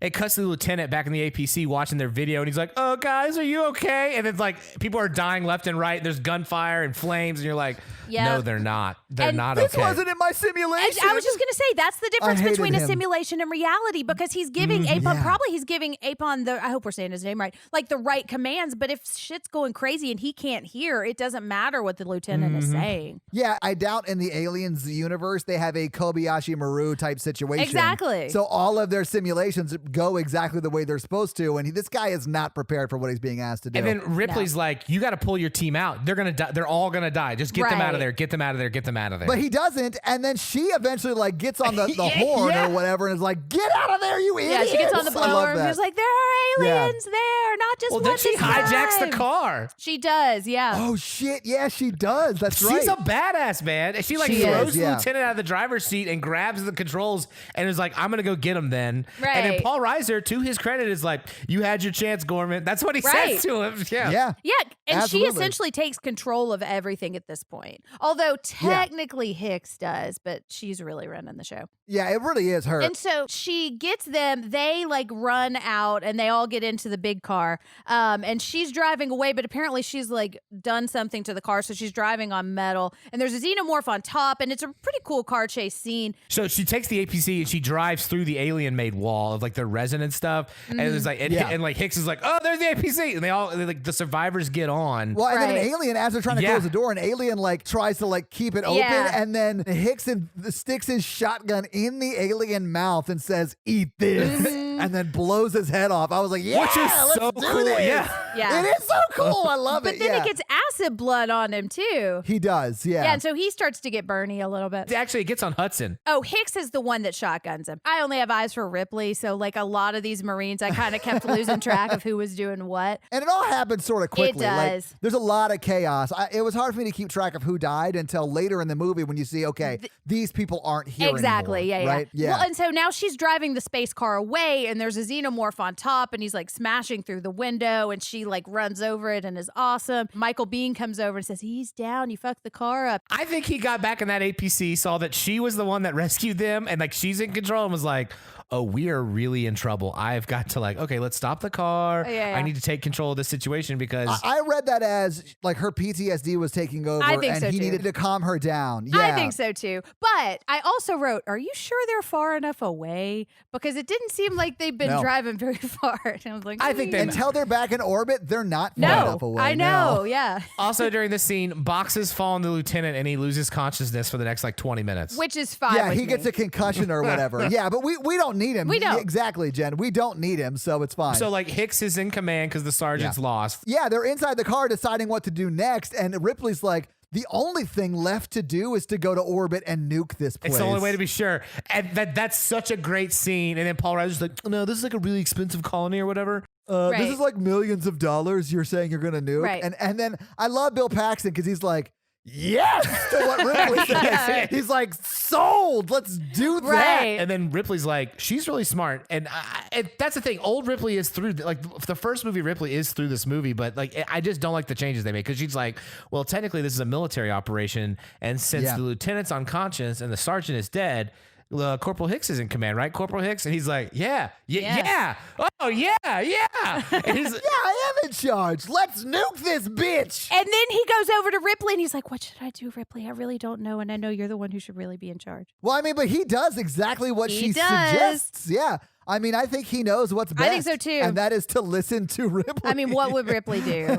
You know? Yeah, WWRD, baby. But Paul Reiser does say something at this point that I do think is interesting. He says, this is a species, and do we have the right to just exterminate an entire species? And I think they could have dug in a little bit more to that. I'm okay that they didn't. But what bugged me about it is it's one of those assholes who's using this like legitimate concern of should we exterminate a species to his own end, because he doesn't give a fuck about those xenomorphs. He just wants the money. So he's faking that concern. It's like a gaslighting thing. It's like, but don't you care about the xenomorphs? You can't just blow them up, you know? But to everyone's credit, they're like, no, that species is the worst. Let's go ahead and exterminate them. Exactly. Yeah. I would have just said they were found in a spaceship, so they obviously have a different home. We wouldn't be killing all of them, but we need to get the fuck out of here. Right. This is not where they're from, Right. so we're going to kill this colony of them like they killed our colony. Right. We're going to call it Even Stevens and then GTF back to Earth. Right. Exactly. Yeah. But this is when I started not liking Paul Reiser. Yeah, absolutely. I didn't like him earlier than this because, you know, I'm #feminist and I can see through that shit. But, Jen, I understand how you would fall for it. It's but the sweater. It's the knot. Did you see that knot? He tied it so Woo. tight, Jen. But anyway, so like he wants to sell one of these aliens or like To the bioweapons division. Yeah, to the bioweapons division because he wants money. Like he does not care about the species at all. But this is when we start seeing the beginnings of Ripley and Hicks is kind of like, I wrote when he says, yeah, we should nuke him for orbit. I wrote, then he and Ripley have a couple seconds of I plan sex because they look at each other and they're like, yeah, that's a good plan. Yeah, you know? Oh, yeah. You want to nuke it, Ripley? Yeah. Well, there's some people you naturally work well with, and there's a good connection there. That's true. Yeah, and hey, listen, and I like get it. And you see a little bit of that with Tom Skerritt in the first one because there's never like any implication of romance, but there's the chemistry there. I feel like the chemistry is like really between her and Hicks. Like they have good chemistry in this movie. I think so too. Like, and I think a lot of it is just Hicks is taking her seriously and listening to what she's saying. And she likes that, But yeah, I mean, that would have been hot if they had hooked up. So Hicks is like, she's right. So he gets on the radio and is like, hey, spaceship, come pick us up. This place is not going great. Right. Yeah. And so spaceship dude is like, oh, this ladder seems normal, except my foot got stuck. That was my whole thing. I'm like, they're aliens on this rock. Like, no one is not aware of what's going on. Close the fucking ladder. Right? Yeah, it's insane. Also, I'll say this. Both of those people, both the pilots are wildly unprepared for what they need to be doing. Because when they originally come down to the dropship, the pilot is wearing big fucking aviators, like Top Gun style aviators, and it's dark. Why are you wearing sunglasses at night? You are not Corey Hart. You are flying a dropship. But those are future Ray-Bans, and they actually shoot actual rays in different bandwidths, so she can actually see more with them on. I want to see that. That is the only way it makes sense. That is the only way it makes sense, Mikey, and I am on board for that. Anyway, so what they do is they leave their back door of the ship open the whole time. Don't want to do that, guys. No, you never leave your back door open, because what's going to happen? Would you say they dropped the ship? Well, the guy was like outside camping or something. I was like, what are you doing? What was he? Yeah, I have no idea what he was doing, but him being gone allowed the alien to like sneak in ninja style. Right. And then as they're starting to take off, you see an alien, like small face inside bigger face, punch the pilot. Right. And then you just see the plane crash, or the dropship crash. Right. Clever girl. So she took out the saving vehicle also. And so now they're stuck, guys. And it's game over, man. Game over. Granted, I would kind of panic too if I was in that situation. I mean, like, I think a would game too. over moment is okay. He panics to a point where I wanted a airplane style montage of people walking up and smacking him, trying to get him to calm down, and then it just like zooming out to show a bunch of other people waiting in line to smack Hey, him. Ripley gives him that in like 5 minutes. That's true. Now, and I will say, like, we just made fun of it, but that game over thing, that is an iconic part of this movie, Oh, yeah. too. And I am grateful that yeah. it exists, because it is funny.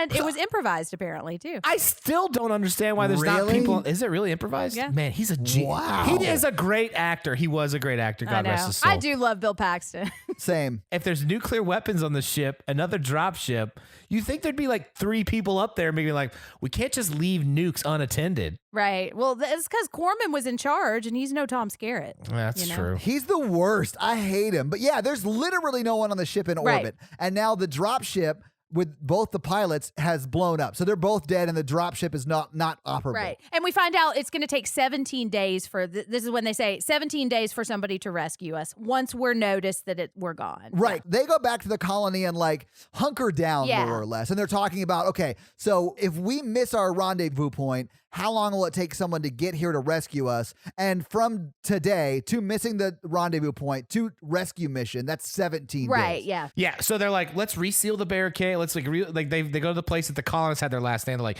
we can reseal this up and wait 17 days. Yeah. And then Bill Paxton's freaking out again, and Ripley's like, Bill Paxton, oh, look, Hudson, I'm tired of your bullshit.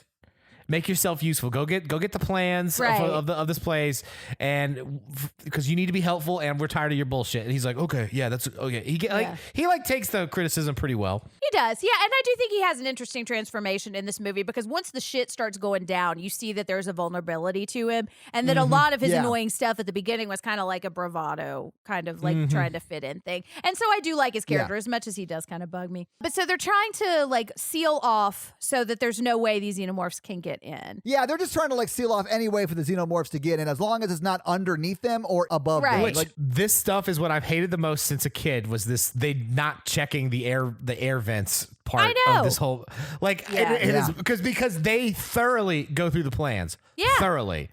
And the fact that they missed such a big part of this is so dumb. See, and that's why whenever I play Halo, my first move is to just look straight up and then just scan everything, and I just haven't figured And out. not because I panicked and hit all the buttons at once. Right. Right. It's yeah, because exactly. I'm smart. I do like that there is a air vent that can conservatively fit 20 aliens, and they never think to hunker that Exactly. down. It's because I haven't seen Jurassic Park, guys. Okay. Clever girl. But so before that happens, Ripley puts Newt into a room with the bed and tucks her in, and they have a conversation about scary dreams and are monsters real. And she gives her this tracking bracelet that Hicks just gave her, and I guess she's mad because it didn't mean they were engaged. So she's like, okay, here, take it. That was a really good joke. Yeah. I thought it was a weird moment, but also sweet because I think like they do have chemistry and it was kind of cute, you know? And I thought it was in a play of like traditional roles because he's like, give this and I can always keep track of you. And she's like, what are we engaged now? I don't need this. I mean, it was a good like slap back to him being like, okay, yeah, I get it. Yeah, but I still want to know what you are. He's the one who says like it doesn't mean we're engaged or anything. No. But I also think it's like, yeah, we're going to hook up when this thing is over. But we got to focus on the problem right now. We got to get done. But yeah, Seth. Exactly. But she gives the bracelet to Newt for luck, which is, it's not a lucky bracelet. That's just what she tells Newt so Newt will wear it because she wants to be able to track Newt, I guess right? you're right. But how upset would you be if you gave your tracker bracelet to a woman you're really like interested in and like you go track it down and it's like a 10-year-old girl? I You're know. like, this night's not going to go how I wanted it to go. Ooh, definitely shouldn't. Yeah. And even after he stood on the cafeteria tables and saying, I think I love you to her, I know. and you're not supposed to do it, and then he gets super hazed for it. Yeah, not cool. Yeah, so embarrassing. Right. Definitely know what you guys are talking about. It's from Scream 2. Scream 2 is terrible though. What? Well, guys, that was the horror version. We'll see you. Oh. Bishop is looking at the face huggers. He's what's the thing? Dissecting it. And so he's figuring out, like, kind of what we learned from the last movie, that they're using these colonists as, like, incubators for these things. And that's what's in the nest. Yeah. And Ripley tells him to destroy them. Yeah. And then he was like, I'm under orders not to destroy them from Burke. And she's like, oh, fascinating. Who? And so then Bishop, and that's one of the things I love about Bishop being AI is he just, like, spills the beans for everything. Because he's like, yeah. Yeah, he just answers I'm a her. robot. Yeah. I don't give a fuck. Yeah. And so then she's like, Burke, you got some splaining to do. And so he's like, yeah, let's just do this because we'll be set up as heroes and we'll have money for life. So that's his motivation. Like he can spin it as like, we want to study these things. I want to know, but he just wants to be rich by getting these things and like giving them to the company. I feel like Burke's character doesn't super work in this movie because shit gets so bad and his life is in danger and he's still trying to like smuggle them out, which I just don't think is really realistic because like they're like at this point, there's no way even off the planet. And he's like, I'm going to set them up to be impregnated. Well, what I don't think is realistic is that, like, once they find all of this stuff out, they don't do anything about it. They just keep letting him tag along and they don't, like, try to restrain him or try to, like, after he tries to, I mean, because this part's pretty bad. And he's like, okay, well, because he lies to her and is like, yeah, that was before. Now it's all bad. Right. Then he tries to trick them into getting impregnated. Right. Then Hicks decides. He doesn't trick them. He like sets them up to get impregnated. I'm sorry. Like, tries to murder them. yeah, he tries to murder them. Yeah. But then they were going to shoot him in the head when the power went out, when the aliens attack. Right. But we'll get there. Yeah. But I'm just saying, they make the decision to shoot him at that moment. Burke is trying to explain himself, and we're finding out he sent all of these colonists here knowing this shit was going to happen, which I think is another parallel to kind of the Vietnam War, is that they were sending all of these troops into this dangerous situation to justify their ends back at home without really giving a fuck about what was going to happen to these human beings. They sent the colonists a long time ago, and they didn't know the ship was there. When she woke up and told them about the ship, that's when Burke told them to go. Right. Yeah. Yeah. Yeah. But he did that knowing that there was an alien creature Yeah. there and that this is a way he could harvest that alien. Yeah. Right. Now we know that there's a bomb on the moon rock or something and it's going to blow up in 40 hours. It's the reactor is overloading, Jeff. Yeah, no. I thought you just can't go over 55 miles an hour in the space car or something.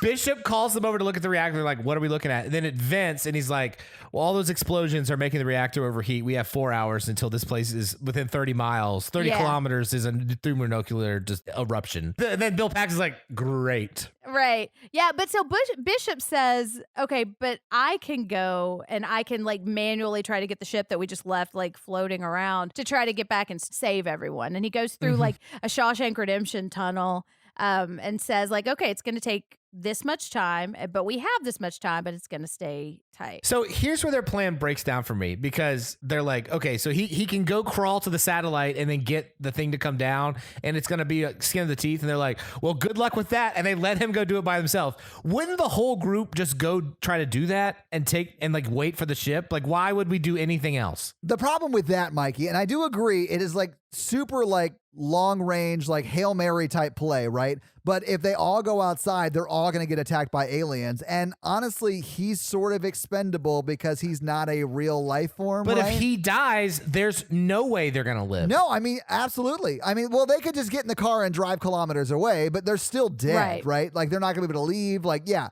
I get what you're saying. I also do love that they make him climb through the tight tunnel when he could just go through the air vent and it's big enough he could run all the way Because there. like 20 xenomorphs are already up there, yeah. He's Exactly. he's outside of the building, like miles away or whatever. And so now Hicks is showing Ripley how to use all of his guns, and they're having some cute little moments. And he's like, "You better go get some sleep." The tension is palpable. Yeah. It's sweet. I like it. Yeah, and Michael Biehn is hot. But Jen, he really is like, let me show you how to use my gun. Yeah. No, she brings it up. Oh, I didn't realize it was her idea. How rare is that? Right, Mikey? Speak for yourself.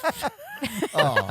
But so now she's got a grenade launcher. The lieutenant is back awake. He hit his head and he's trying to apologize or something. And then she remembers that Newt exists and she put her to bed a while ago. And then what? She's like, oh shit, I have a daughter now. Exactly. Let's talk about that. The lieutenant's concussion has made him a better person. Yeah. I mean, From this point forward, he's a really good soldier. he is, yeah. And I think a lot of it is because he understands like there are actual stakes to this. And maybe I'm not the best person to lead. I do think this movie makes a really good argument for women in power and female leadership. All right. So anyway, so Newt's asleep, but not in bed. She's asleep under the bed, which I thought was sweet. Yeah. And so Ripley goes down and like goes to sleep or falls asleep right next to her too.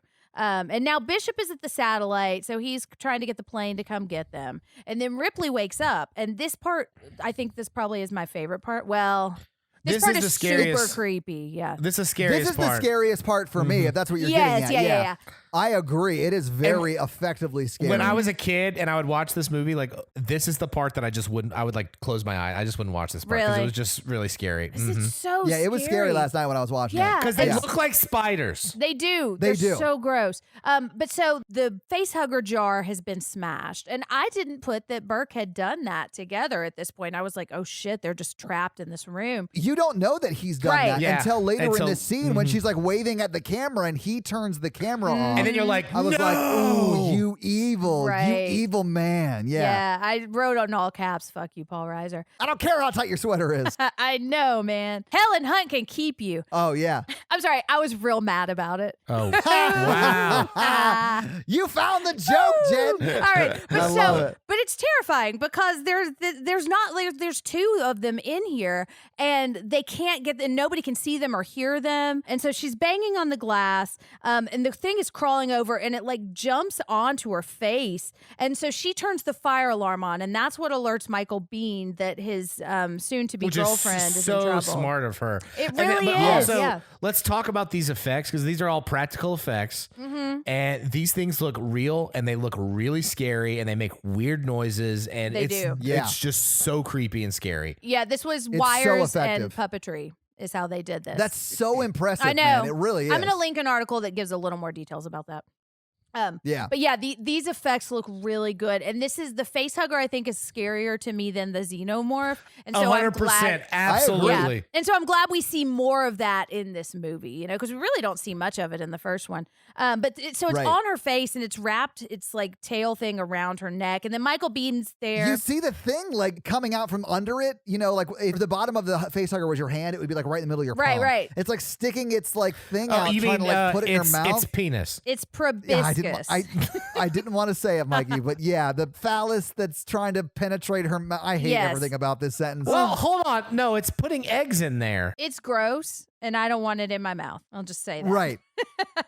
I'm sure you said it more than once, but like, listen, I like hated this part so much because it was so gross. And then I have a thing with like parasites and creatures like that where like I get chills like talking about it. Like I don't like Yeah, I don't like Because it. don't here's like the it. grossest thing. Newt is watching all of this happen to Ripley, and there's one of them right behind her, too. Well, Newt's sort of a little badass too because Mm-hmm. when that one crawls up, she knows that they have a tail, so she pushes that thing against the wall to pin it Uh-huh. there. Yep. That's when they sort of break the glass, and then Hicks jumps through the glass and like gets up and shoots that Yeah. one, and then runs over, and they all start trying to like untangle the cord around Yeah. Ripley's neck. Yeah. Yeah, and it's like they pry it off her face or away from her face, but they still can't get it out because it's like choking her. It's just terrifying. Yeah, it is. Yeah. Yeah. And then we find out, and they throw it and they shoot the things a million times. So coast is clear now. Yeah. But Yeah, both of those little face huggers that were in the canisters or whatever are now dead. right. And this is when they have the conversation about Burke locking them both And in I there. love this conversation because Ripley figured out his plan from the jump and was like,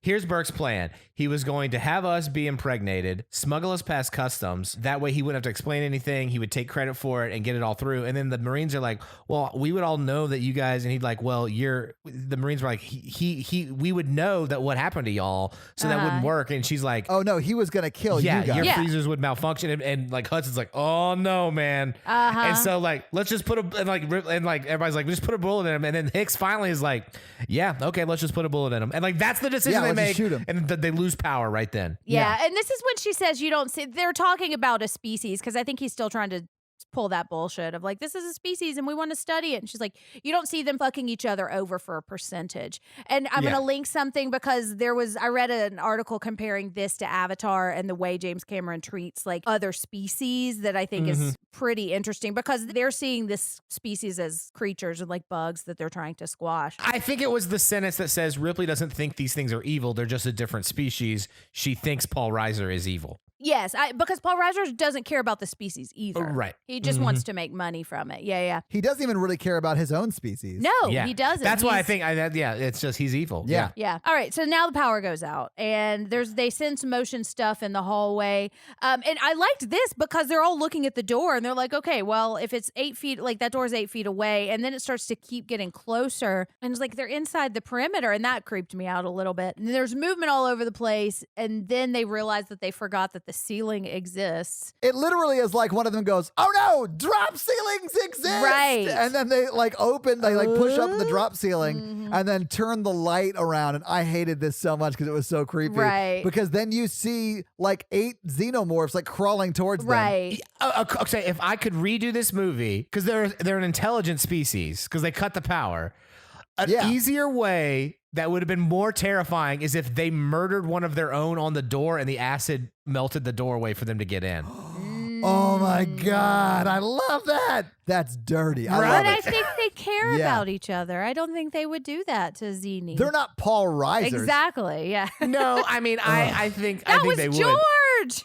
I think that would be terrifying, though. I do think so too. I- yeah, but that yeah, would present them in definitely. a much more sinister light. So the xenomorphs are now there. They're fighting. Yeah. Everyone's shooting. And honestly, they're holding their own. They're doing pretty well. They are. But Paul Reiser sneaks out the back door and then locks that back door. So Vasquez has to literally like torch it Yeah. open, right? Mhm. So she's torching it open and they're like falling back. And this is when Bill Paxton is like really coming to his own as an awesome badass Marine guy. Yeah. And he is like taking him out. He's like, come on, you want some of this or whatever. And then eventually one of them does grab him sort of through the floor. Yeah. And that's when Hicks tries to save him, but he gets sucked down. Yeah. And then Vasquez does get the door open and they go in behind where Paul Reiser went. And we know that Paul Reiser went through another door. And he locked it behind him. Yeah, and he locked that other door behind him. And then he's trying to go through another door and he opens it. And then he sees a xenomorph there and it's like, give me a kiss. Exactly. And then Karma gets him. Yeah, and then he dies. Yeah. Or we don't see him die. Honestly, he might come back in Aliens 3. No, 'cause I have no idea. But spoiler alert, though, also the planet blows up, at the end there. Oh, that's true. ooh, good call. Yeah, good point. So that makes sense. So anyway, so Reiser's dead anyway. Yeah. But so the rest of our little Scooby gang can't get through the other door fast enough.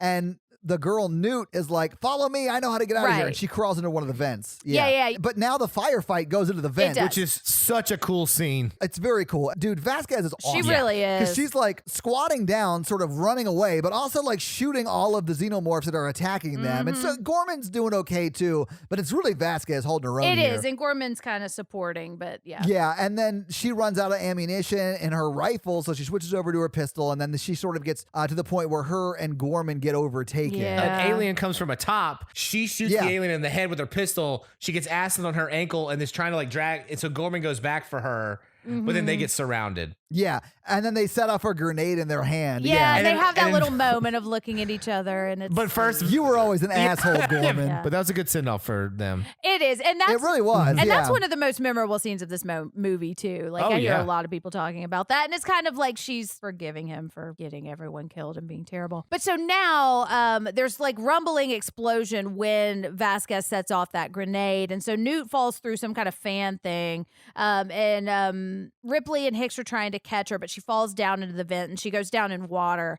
And they're trying to find her, and she's got her tracker on so they know where she is. And this is one of my favorite parts of the movie, too. When she's in the water and the xenomorph rises up behind her, it just looks so scary. Cool. Yes. That part really freaked me out, man. I'm not going to lie. too. It's not like a jump scare, but I was like, oh, wow. I know. That's really effectively and done. it's like, yeah. that's a moment where I think the creature design is so cool and just looks really effective right there. Yeah. Also, I don't like standing in water where there's like creatures down there, so it grosses me out. Nope. Don't like that. Me either. So here's another part of the movie that I don't love that is Newt related, and this is going to make me sound kind of callous. But you find out back in the APC at the beginning that the sergeant is alive and one of the other Marines are alive, and the xenomorphs have taken them, and they decide not to go rescue them. They're like, they're dead. And so like they know Newt's been taken because of her tracker there, but they're like, I guess we got to rescue her. And I was like, well, you guys decided not to save those other two guys. Well, but Ripley decides to rescue her, though. Oh, yeah, but I would have been like... Yeah, it is Ripley. Right, which is what I'm saying. Like, Ripley is the one who is, like, constantly being asked to, like, risk her life for this child, which just... Realistically, would any of us go back for this child? I mean, if it were my child, yeah. I don't have kids, so probably not. This is not a question I want to answer in a public profile, but no, I would not. I would not want to do that. Yeah. But, I mean, I don't know. It does... pose an interesting question because they have chosen not to rescue adults. Right. Which is where I think that mother, like her motivation is that mother bond right now. And that's like the only motivation she has. You know? Hicks being kidnapped would have been much more effective. Oh, and Hicks gets sprayed in the face. He does. And his body armor too. So she helps him out of his shirt. And so she helps him. Jen says very seductively. She helps him back onto the ship also. Yes. Because Bishop's there now and they have the ship. Yeah, and they've got 26 minutes. And I do love how both of them are on board with her going back. She's like, don't you fucking leave. And Bishop and Hicks are like, okay, we're not going anywhere. Like, you do your thing. We're not going to help you. Yeah, I but- do love the way Bishop handles that. Bishop is like, all right, we're leaving. And she goes, how much time do we have left? 26 minutes? And she goes, all right, we're not leaving. We're not? Right. No. All Yeah, right. roger that. Yeah. Yeah, he's like, okay. And I love it because she has made a choice and they're backing her up, which I think is a great moment, you know? And so now she's like taping weapons together and they're flying into a big cool room, which is where the nest is, right? So Bishop's flying them back to the nest or the terraformer tower thing. Yeah. Which I Yes. think I've read it called the Hive, so I guess I should really call it the Hive. But she's getting all of That her makes battle sense, yeah. moment, like battle stuff together, like lots of ammo and grenades. All the yeah. knowledge that Hicks taught her earlier. She tapes a flamethrower to the gun, gets the grenade for the grenade launcher, gets the ammo. She's ready to go. And She's looking cool. I did like that she's immediately an expert at both the flamethrower and the assault rifle grenade launcher thing. Right, exactly, yeah. But she gets into this elevator going down, and there's the scene of her like gearing up, and it's pretty cool. I like it. It is pretty cool, yeah. And flamethrower's ready. So she gets to the bottom and she's walking through the nest and she's like shooting like firing flames in the air, like warning kind of shots. Well, she's firing down each hallway because when they first went in there, the xenomorphs are like against the wall and you couldn't really tell where they were. So if she uses the flamethrower down a hallway, she'll know if there's one there against the wall. Testing it right? out. Mm-hmm. I thought that was really smart. They don't actually say why she's doing that, but that's why I thought she was doing that. she was that doing made it sense too. to me. Yeah, Yeah. well, that makes sense. This scene's pretty scary. Well, and it is. It And is. it's like the scene in the first movie where she's flamethrowing down the hall, except for just one alien that she's walking away from. Yeah. The first one, there are like who knows how many of these things that she's now just walking into the middle of. And then she finds Newt's tracker without Newt. And she's like, oh, fuck, I guess Newt's dead. And I would have been gone ASAP. Same, but she hears Newt scream. Yes. So she runs in that direction, finds Newt. Newt's not been implanted yet, for lack of a better term. And she like rips the resin stuff off around her and then grabs her. Yeah. And then they start to leave. Yes. But they take a wrong turn, I guess. There's fire and explosions, and then she's holding Newt, and she sees an egg being laid behind them from a big, gross, giant like sack. These effects are so effective. Yeah. Especially in 86, they're so Yeah. good for 86. They hold up, right? man. They hold up. They really do. And Yeah. then there's the fucking queen. And I do love the queen in this movie. I think she's so cool. She's like a lot bigger and it's like all of the, like a very extravagant or like exaggerated version of a xenomorph. And she's got all her little minions around her. And so Ripley shoots some fire and she's like threatening to shoot all the eggs.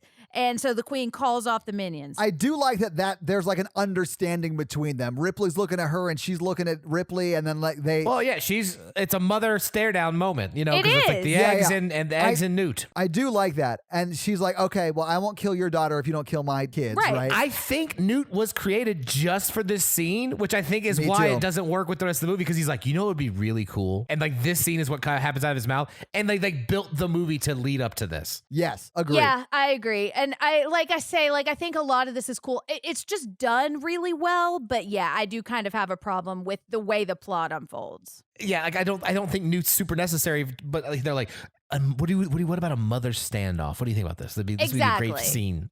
And I think a lot of that was just of its time. And it was like, you can be a woman and strong too. But like Right. what makes you a woman is that you're a mom, you know, and there are just so many different ways to be a woman or identify as female now that I think we just weren't really talking about or seeing represented in movies back then. But what bugs me here is that they have that agreement and then Ripley like flames all of her eggs. Like she immediately reneges on the deal. And I'm like, She has this unspoken, I won't kill yours if you won't kill mine. And then she walks closer to the door, and then Ripley goes, psych! Right. And then starts to like spray down all of her eggs and stuff. I mean, I Yeah. loved it, but I was like, that's cold. It's so unnecessary because the reactor's blowing up anyway. Do you think she could have made it back to the elevator and gotten up there without anything happening if she would have stuck to the agreement? I don't think the alien would have stuck to the agreement either. But it was unnecessary. I'd be like, this is going to buy us some seconds. We'll run to the elevator because they don't know the planet's blowing up. That's what I would have tried to do because it doesn't matter. So this is where Ripley chooses blind revenge over Newt. This is right. blind rage over family right here for Yeah, sure. yeah. Well, and so like to dig into this, I think this kind of goes into the Reaganism of the time too. It's like they're both mothers, but we identify with one mother, so that's whose child matters. And the other Yeah. group, like we don't have to care about them because you've presented them as other. And I think there's probably a lot more to say about that. But You can, but like if it was just strictly that reading, because I feel like James Cameron deliberately shows that the alien mother goes through a lot of pain watching this happen. Right. And like is like screaming with her arms. Like it like humanizes the queen when she does that for a It minute. does. I thought the queen looked more like, I thought we had an agreement. What is happening right What now? the She's fuck, almost Ripley? like crying. Well, yeah, she's pissed, but she's also crying. Yeah. Yeah, well, she rips off her own egg I sac and then know. chases after her. I was like, holy shit. Right. That to me looked like it was like a bride who was taking off her train so she could go on the dance floor and dance. Yeah. But a very different kind of connotation. Yeah, those things are heavy. I know. You don't want to dance with that I on. know. But so she does rip off her egg sac and goes, let's Ooh, dance. Yeah. Well, and so Ripley's gotten to the elevator first. Did you not sort of love and hate the elevator like slowly coming down and she's like, come I on? did. I Yeah. was like, I was like, can't one thing go right? Not Yeah. as much as I hated the alien queen seeing the other elevator come down and be like, oh, I guess I'll just go up. Oh, yeah. oh yeah. She's like, I could just take the elevator because I'm well versed in what elevators are. Right. Because they're I'm an like, intelligent yeah. species. But I also think she could climb faster than the elevator. Probably. That's probably true She's too. big. Yeah. But, she's saving her energy for battle. Also, she just ripped off that egg sac. That's So- she true. did. know. Yeah. You got to have a little recovery time, Postpartum right? care is hard. So they've got 4 minutes now, and the elevator is coming, but the queen is also coming too. And so she Yeah. closes the door just in time, and she flamethrowers through the gate. The flamethrower runs out, so she can't kill the queen Yeah. this way. Right. It's more of like a distraction from her trying to attack Right. them as they're going up in the Yes. elevator. But this is when the xenomorph mom sees the elevator open and she goes in there. Clever Such girl. a dumb scene. No, I liked it. I think Jen's right. She's saving her strength. But anyway, so of course Ripley and Newt get off the elevator first and they start running. And then Right. I do love the reveal that she did get on the elevator, the xenomorph mom, because it opens and you can't see it originally. And then the light hits it and you're like, oh shit, it's on. Right. But also she gets out and she's like, Bishop, you left me, you evil fuck. Exactly. She's like, I knew you were going to betray me. Right. And so she says, close your eyes, baby. And then this is awesome. And I love this part because Bishop It is just awesome. rises up behind her in the space plane thing. And she's like, hooray. And so they climb onto the ladder and they're safe, except places like crashing all over the place and knocking all kinds of shit down. And Bishop flies them out of there through some fire. And it's really cool. And then they get back to the ship. and they fly just out of the Death Star explosion radius. Right? Yes. Right. Okay. And then they get out of the ship and they're like, woo, we did it. High five. And I do like that the xenomorph mom does not wait a day. Like, she is like, in her mind, the fight never stopped. So like Ripley's like, oh, thank God. But the xenomorph mom is like, let's do this. Right. She like milquetoases Bishop. But not before he has this that'll do pig moment where like, yeah, you did. That good. is true. Yeah. Yeah. You did good, Ripley. But now he becomes Bukkake Bot 2.0. And the milk goes everywhere. The Bukkake Bot with the heart of gold. Ooh, and we see that heart of gold right now because he gets ripped We apart. do, yeah. Because the tail of the alien just slices through his chest. And it's so sad and also really gross because I don't know what bukkake is, but I don't like that milk stuff. It's gross. Jen, you have to find Google. It's amazing. But he does get ripped in half too. Like she wastes no time ripping him in half. Yeah. I Still love do that. not understand how androids can be made with like thick white substances and like clear plastic tubes. That's all that's inside of him. Mikey, I don't know if you're aware of this, but humans are made with thick white liquid in tubes. So Yeah, but true. that's not all they're made of when they grow up, you know? I mean, that's fair, but that's how you make one. So now it's literally just Ripley and Newt because Hicks is incapacitated, like passed out, doesn't even know what's going on. I yet, think right? there's a throwaway scene where she like gives him morphine. He's out. He's out. He's out. He's out of commish. So the queen is trying to get to Newt. Ripley goes into some kind of loader staging room, and this part is awesome. And so she opens it, and I just wrote, it's loader time, because she opens the door and she's in the giant loader. So now she's equally sized to the queen. And she says, get away from her, you bitch, which there's been a lot written about that line, and I'll try to link some of that stuff. But so they're now fighting each other. So here, I mean, it makes a good movie, the loader scene. Yeah. This is a Marine military thing, and we've already established that there's a shit ton of guns in the dropship and all around. Like, she didn't have to get into the loader. She could have just got a gun and killed the queen. Mikey, we don't know if they moved all of the guns down to the planet. We don't see any guns around. It's like the only option for her is this loader. Honestly, the fight scene with the loader is awesome. No, I think it's great. super awesome. I'm just saying, like, Well, and she's not really trying to kill the xenomorph, the queen, with the loader. She's trying to get to the airlock so she can suck it out. Yeah, she wants to Harrison Ford it. Yeah, she wants to get off my plane. Which she knows is going to work because that's what happened in the first movie. Spoilers. But this scene is really cool. And as many problems as I kind of have with the mother versus mother thing and like reducing these two characters, I do like that there are two different versions of a mother, and it's executed so well that I can kind of get over the problems that I have with it because it is really, really cool. Yeah, the coolness factor really just saves this movie. It does. It does. Yeah. And so she's like dropped the queen. And I like how mechanical the movements are here too. Because the queen like latches onto Ripley. So they both fall down into the airlock. And so Ripley ditches the loader. But then the queen grabs her foot.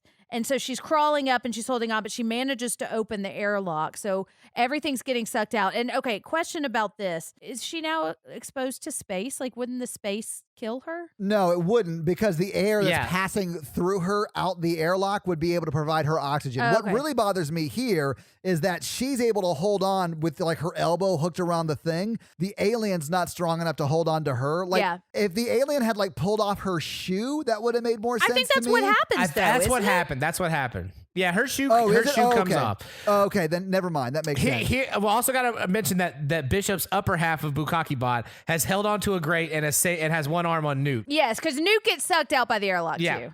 So, but Jen, it's well established in science fiction that when the airlock opens, everything gets sucked out, but everybody's able to panic while everything's getting sucked out. That is established science fiction movie culture. Okay. What really bothers me about this is that she opens the airlock from where she is on the ladder, but she then decides to not close it from there, but to climb up even higher to then close the airlock. It makes no sense. It doesn't make any sense. Like, I do understand that, she was there and she wanted to open that one, so she opened, because it's a double door, right? But she doesn't need to close both doors to save her life. She only needs to close that one. It makes no sense that she would climb up to close it. And then she leaves her leg dangling off of it. And like every time I watch this movie, I'm like, she's going to cut her leg off. I thought that too. I was like, that thing is going to close on your leg. Yes, but it doesn't. Yeah, she saves her leg at the end. It's the last person saved. And so now they're laying on the floor and they're all safe. And it's half of Bishop. And she says, not bad for a human. No, he says that. He says, Yes. not bad for a human. Yeah, he says not bad for a human. And I was yeah. just thinking, poor Bishop. Oh, because he was a good guy. I mean, he can be put back together. That's true. Bishop's going to be fine. And we do see Bukkake bots, they can be reassembled. That's true. And so they put Bishop, top part of Bishop and Hicks into a stasis tube. But so she's putting Newt to bed now in this stasis pod thing. Are we going to have bad dreams, new mommy? Yeah, she does call her new mommy. Yeah. And when I was reading an article about whether this is feminist, that's something that they mentioned. That's really weird. It is weird, yeah. So now she's putting her to bed and everything's fine. And then we see them like Sleeping Beauty thing, just like the movie started. But instead of just Ripley, it's Ripley and Newt. Yeah. And that's the movie. Yeah. Roll credits. So having seen the movie, having talked about the movie, give me some final thoughts. What do you guys think? Still one of the best science fiction horror action movies of all time. I really liked it. I think there's a lot of really interesting things to talk about, which tends to bump a movie up to me. You know, I like when shit blows up, but I do still have some big problems with it. This may be because we've watched 2 Eli Roth movies back to back, but this movie was rad and I loved it. I watched it twice. I watched it last night and again this morning. I think it was amazing. So I really liked it. I'm glad you liked it, Todd. I will watch any movie about a futuristic space army fighting aliens. Hell yeah. You know that's right. So let's do some box office, guys. So what do you think the production budget for this movie was? I'll say 30. I say 20 million. All right, Jen, you're closer. It was 17 million. Although I will say if you adjust for inflation, that's right at 40 million. It's just barely under 40 million if you adjust for inflation. So this movie, everyone knows this movie was a hit when it came out. It did very, very well. In fact, it was #1 for an entire month when it came out. Its opening weekend, that was July 18th, 1986, it made a total of $10 million in its opening weekend. It beat Karate Kid Part 2. I know, right? Ruthless People, Back to School, and Top Gun. Wow. Yeah, I know. It did very, very well. Like the fact that it was #1 for a whole month is awesome. Yeah. They just don't make summer blockbusters like this anymore. Like I would love to go to the movies this summer and see a movie like this. I'd love to go to the movies this summer and see anything, but that's not a possibility right now. What do you guys think this movie made domestically in its theatrical run? 70 million. 120 million. Okay, it made $85 million domestically, and it made another $98 million internationally. Wow. So it put it up at $183 million worldwide. And if you adjust that for inflation, that's $431 million today. Nice. It is a huge success. That's during its theatrical run? Yeah, just the theatrical run. Yeah. Because I imagine that it's probably been making money since then. Oh, you mean like it made a lot of money in DVD and Blu-ray sales too. Like this movie made a lot of money. Yeah. So that's box office. Jen, you got some fun facts for us? Yeah, I've got kind of a lot of fun facts about this, so I may not say all of them. Oh, I bet you do. I'm going to link a lot of stuff because there's a lot that's been written about this movie, and we just can't go into all of it. Apparently, it was a pretty troubled production. They filmed this in London, and a lot of the crew was like really loyal to Ridley Scott, who made the original, and they didn't like James Cameron or his wife, the producer, Gail Ann Hurd. And they ended up walking off at one point. And apparently once I know, and like she convinced them to come back, but it was just kind of like nobody really liked each other. And I also think like he was pretty unknown at the time because he was only like in his 30s. So I think a lot of it was they just didn't take him seriously. But when it was over, he gave this speech to them. And I have a quote from what he said. He said, "This has been a long and difficult shoot, fraught by many problems. But the one thing that kept me going through it all was the certain knowledge that one day I would drive out of the gate of Pinewood, which is the studio, and never come back, and that you sorry bastards would still be here." Wow. Pinewood Studios is a famous studio in London. Yeah. The studio did not want to do a sequel to Alien for a long time because they didn't think it was going to be, it would either cost too much or it wouldn't like make its budget back. But James Cameron wrote a script. So I hate to say this, but I think our $ myth is just that. I don't know if that's actually true because... Well, for this, right. For this one. So he had written kind of a skeleton of an idea and was trying to kind of get them to make his movie. He was currently working on Terminator, and it was in pre-production. But there was a scheduling problem for Arnold Schwarzenegger, who was I think it's Conan the Barbarian that he was working on. But so there was a delay in filming for Terminator, which gave him time to finish the script. And they said, okay, if Terminator is successful, then you can write and direct Aliens. And of course, Terminator was successful, so that's how he got to do this one. That's really cool. Yes. So the Marine actors, they had them trained together for 2 weeks, and they all had to read Starship Troopers 2. But Ripley and Paul Reiser couldn't do this for like scheduling reasons, and Lieutenant Gorman, the actor who played him, couldn't do it either, which I think actually fit. Yeah, I do too. The way it was shot, because they were kind of like, they didn't have that bond with the rest of the cast. So James Remar, do you guys know who he is? Nope. He plays Dexter's dad. He's been in a bunch of other stuff, and you'd probably recognize him if you saw him. But he was originally cast as Hicks. It wasn't going to be Michael Biehn. The story is he left over creative differences with Cameron, and that was the story for a long time. And then years later, he gave an interview that said he actually had gotten arrested for drug possession, and that they weren't going to have time to stop the production to deal with his legal issues, so they ended up firing him. But he is still in the movie. Okay. There was a scene, I think, when they're like getting onto the ship, or one point you can see his back because the scene was too expensive for them to reshoot. So he's technically still in it. But they replaced him with Michael Biehn because Michael Biehn had just worked on Terminator with James Cameron. So he's kind of the go-to. And I think Michael Biehn is great in this. I like James Remar a lot. So Carrie Henn is the actress who played Newt. This is her only screen credit, and she chose not to pursue acting, and she's now a teacher. So go, Carrie. Oh, that's awesome. I know. Yeah. So this was nominated for 7 Academy Awards. Wow. I know. That's awesome. I know, especially given the kind of movie it is. That's what I mean. Like, you don't really see like horror action movies getting that many nominations. Right. Well, it was nominated for Best Score. It was nominated for a bunch of effects awards, and I think it won 1 or 2 effects awards, but I'm not for sure. But Sigourney Weaver was nominated for Best Actress for this. Really? Yes, which was the first time a female had been nominated for an action role, which I thought was so cool. That's cool. That's amazing. Good for her. I mean, I'm sure she Yeah. didn't win because whatever, they always snub horror She stuff, didn't but win, you know. yeah. All right, so the effects. So the hardest effect for them to do, like physically, was the loader. And there's actually, it works by, there's a man behind it, behind Ripley, operating all of the arms and legs. Yeah, you just can't see it. But if, like, I thought that was a real thing.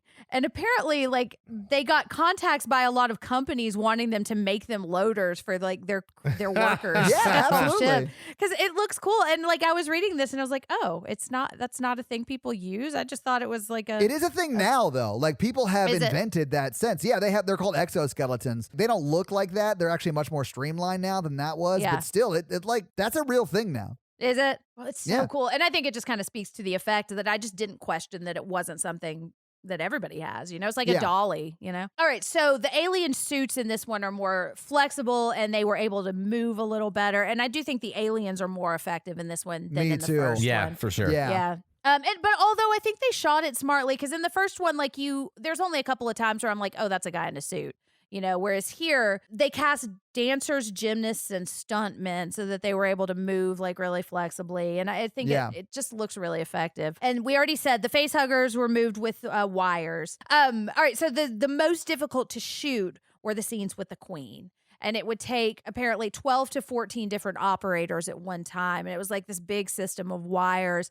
And so the article I was reading said that James Cameron was able to shoot this without showing all of those wires is like a testament to how well he can direct action sequences. Because I buy into the whole thing. Oh, yeah. Okay. So Sigourney Weaver did not actually want to do this movie. She was afraid that it would be poorly written and would tarnish the memory of the original. But she liked James Cameron's script, and she liked the mother angle.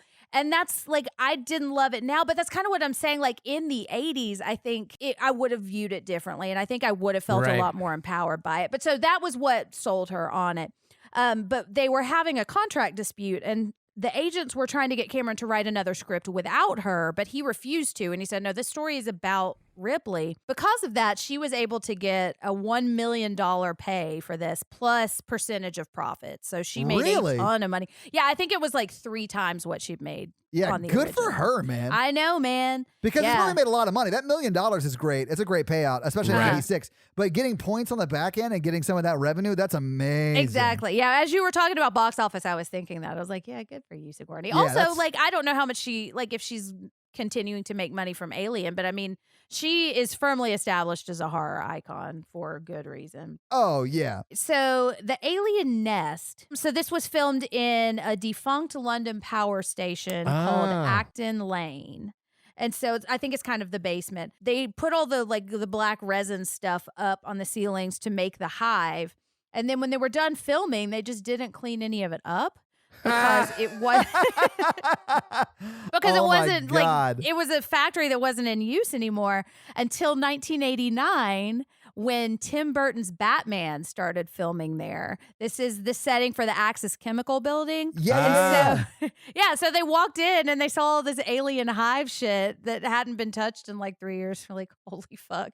How creepy would that be though? And how awesome. Like if I knew that was going to happen, I would go hide in there and I would just like reach my arm out, you know? Well, because it would be like alien hive shit plus like cobwebs and stuff. Right. It had been 3 years. Yeah. Right. Speaking of Bill Paxton and Lance Hendrickson. So they are the only two actors to have achieved the death trifecta, which means both of them have been killed by a xenomorph, a Terminator, and a Predator. What? I know. And That's amazing. It is. Isn't that a cool little distinction to have? That is the horror version of an EGOT. It really is. I Yeah. know. It's so cool. And those are my fun facts. Well, thank you for your fun facts, Jen. You're welcome. So let's do that scary scale, Jen. All right. Hey, listeners, our scary scale is a scale we use to rank how scary we thought the movie was. It's not a ranking of the quality of the movie. It's how scared we were when we watched it today. Our 1 example is Ghostbusters. Our 10 example is Texas Chainsaw Massacre.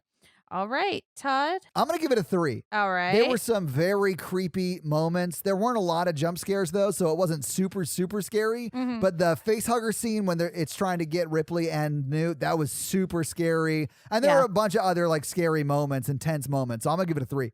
All right, Mikey. I'm also going to give it a 3. Nice. Wow, that surprises me, Mikey. I You're know like dead inside. I know it surprises you, but I that face hugger scene like still scares me to It this day. is. And I've seen that scene like a dozen times, but each time I'm scared of it. Just a Yes. like you can't even see it, but it's absolutely, yeah. Jen, what do you give it this on the scary scale? I'm going to give it a 2. Wow. Oh, Or wow, the okay. Yeah, I Wow. know, which is weird that I'm ranking it lower than Mikey. Can I ask a question? Yeah. If this took place not in space, would that change it for you? I don't know. I mean, That's my favorite pod joke, by the way. I know. The fact that she I hates love space it. movies. Although, like, I know you're joking, but like, if it weren't science fiction and I was a little more bought in, I think I probably would have been more scared, you know? Sure. And that's the scary scale. All right. So this week you guys made me watch Aliens, and honestly, thank you very much for that. What are you guys making me watch next week? Next week, Todd. Oh, I'm so excited because we are watching Resident Evil next week. And Oh God. Todd, I will say, I think you're going to like it because this is one of think you will my guilty pleasure franchises. This very quickly veers into Mikey movie territory. there's some Mikey movie elements, but there's also some Jenn elements Yeah. too. So I think it'll be fun. I'm also interested as a Twitch person. I'm interested in hearing your thoughts on it too. Yeah, 'cause I was a Twitch streamer for like years, and I did play this once, and it scared the shit out of me. Todd. I think they're known as Twitch people. I think. Oh Wow. yeah. Sorry. Excuse me, Right, Jen. sorry. I'm an I just got- expert on it. So I just got Twitch splained. I mean, I didn't want to do it, but I just didn't see another option. So That's so funny. So guys, watch Resident Evil for Watch- next week. yeah. That'll be your homework. Oh yeah. So Mikey, do you have a review for us to read? I actually do. All right. Well, while you're bringing it up on your phone, let me tell them how they can have their review read on the podcast. And that is simply to go to your Apple Podcast app and leave us a 5-star text review and, write something out that Mikey can read for us and have a little fun with. So, Yeah. Mikey, you got a review for us? Yeah, Cha-Cheese Cheese. 21 Cheese. Oh, I like it, Jen. says they make a 5-star review called New Favorite Podcast, exclamation point. Aw. Well, thank you. I never leave reviews, but I couldn't resist. I cannot get enough Aw. of this show.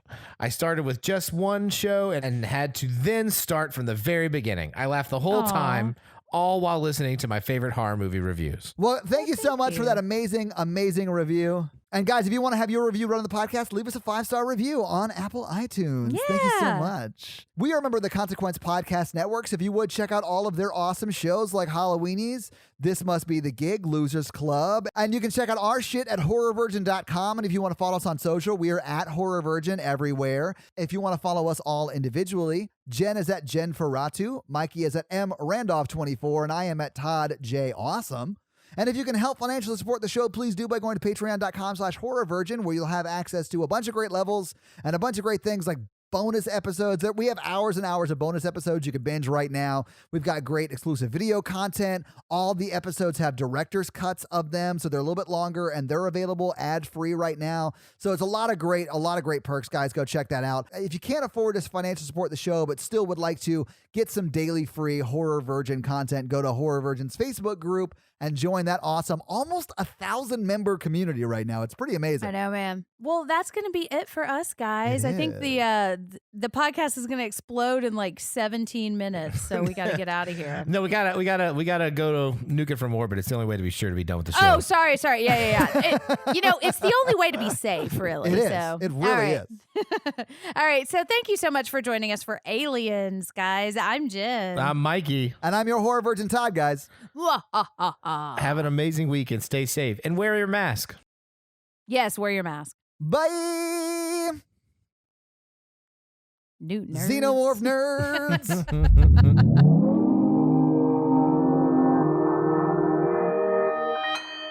Consequence Podcast Network.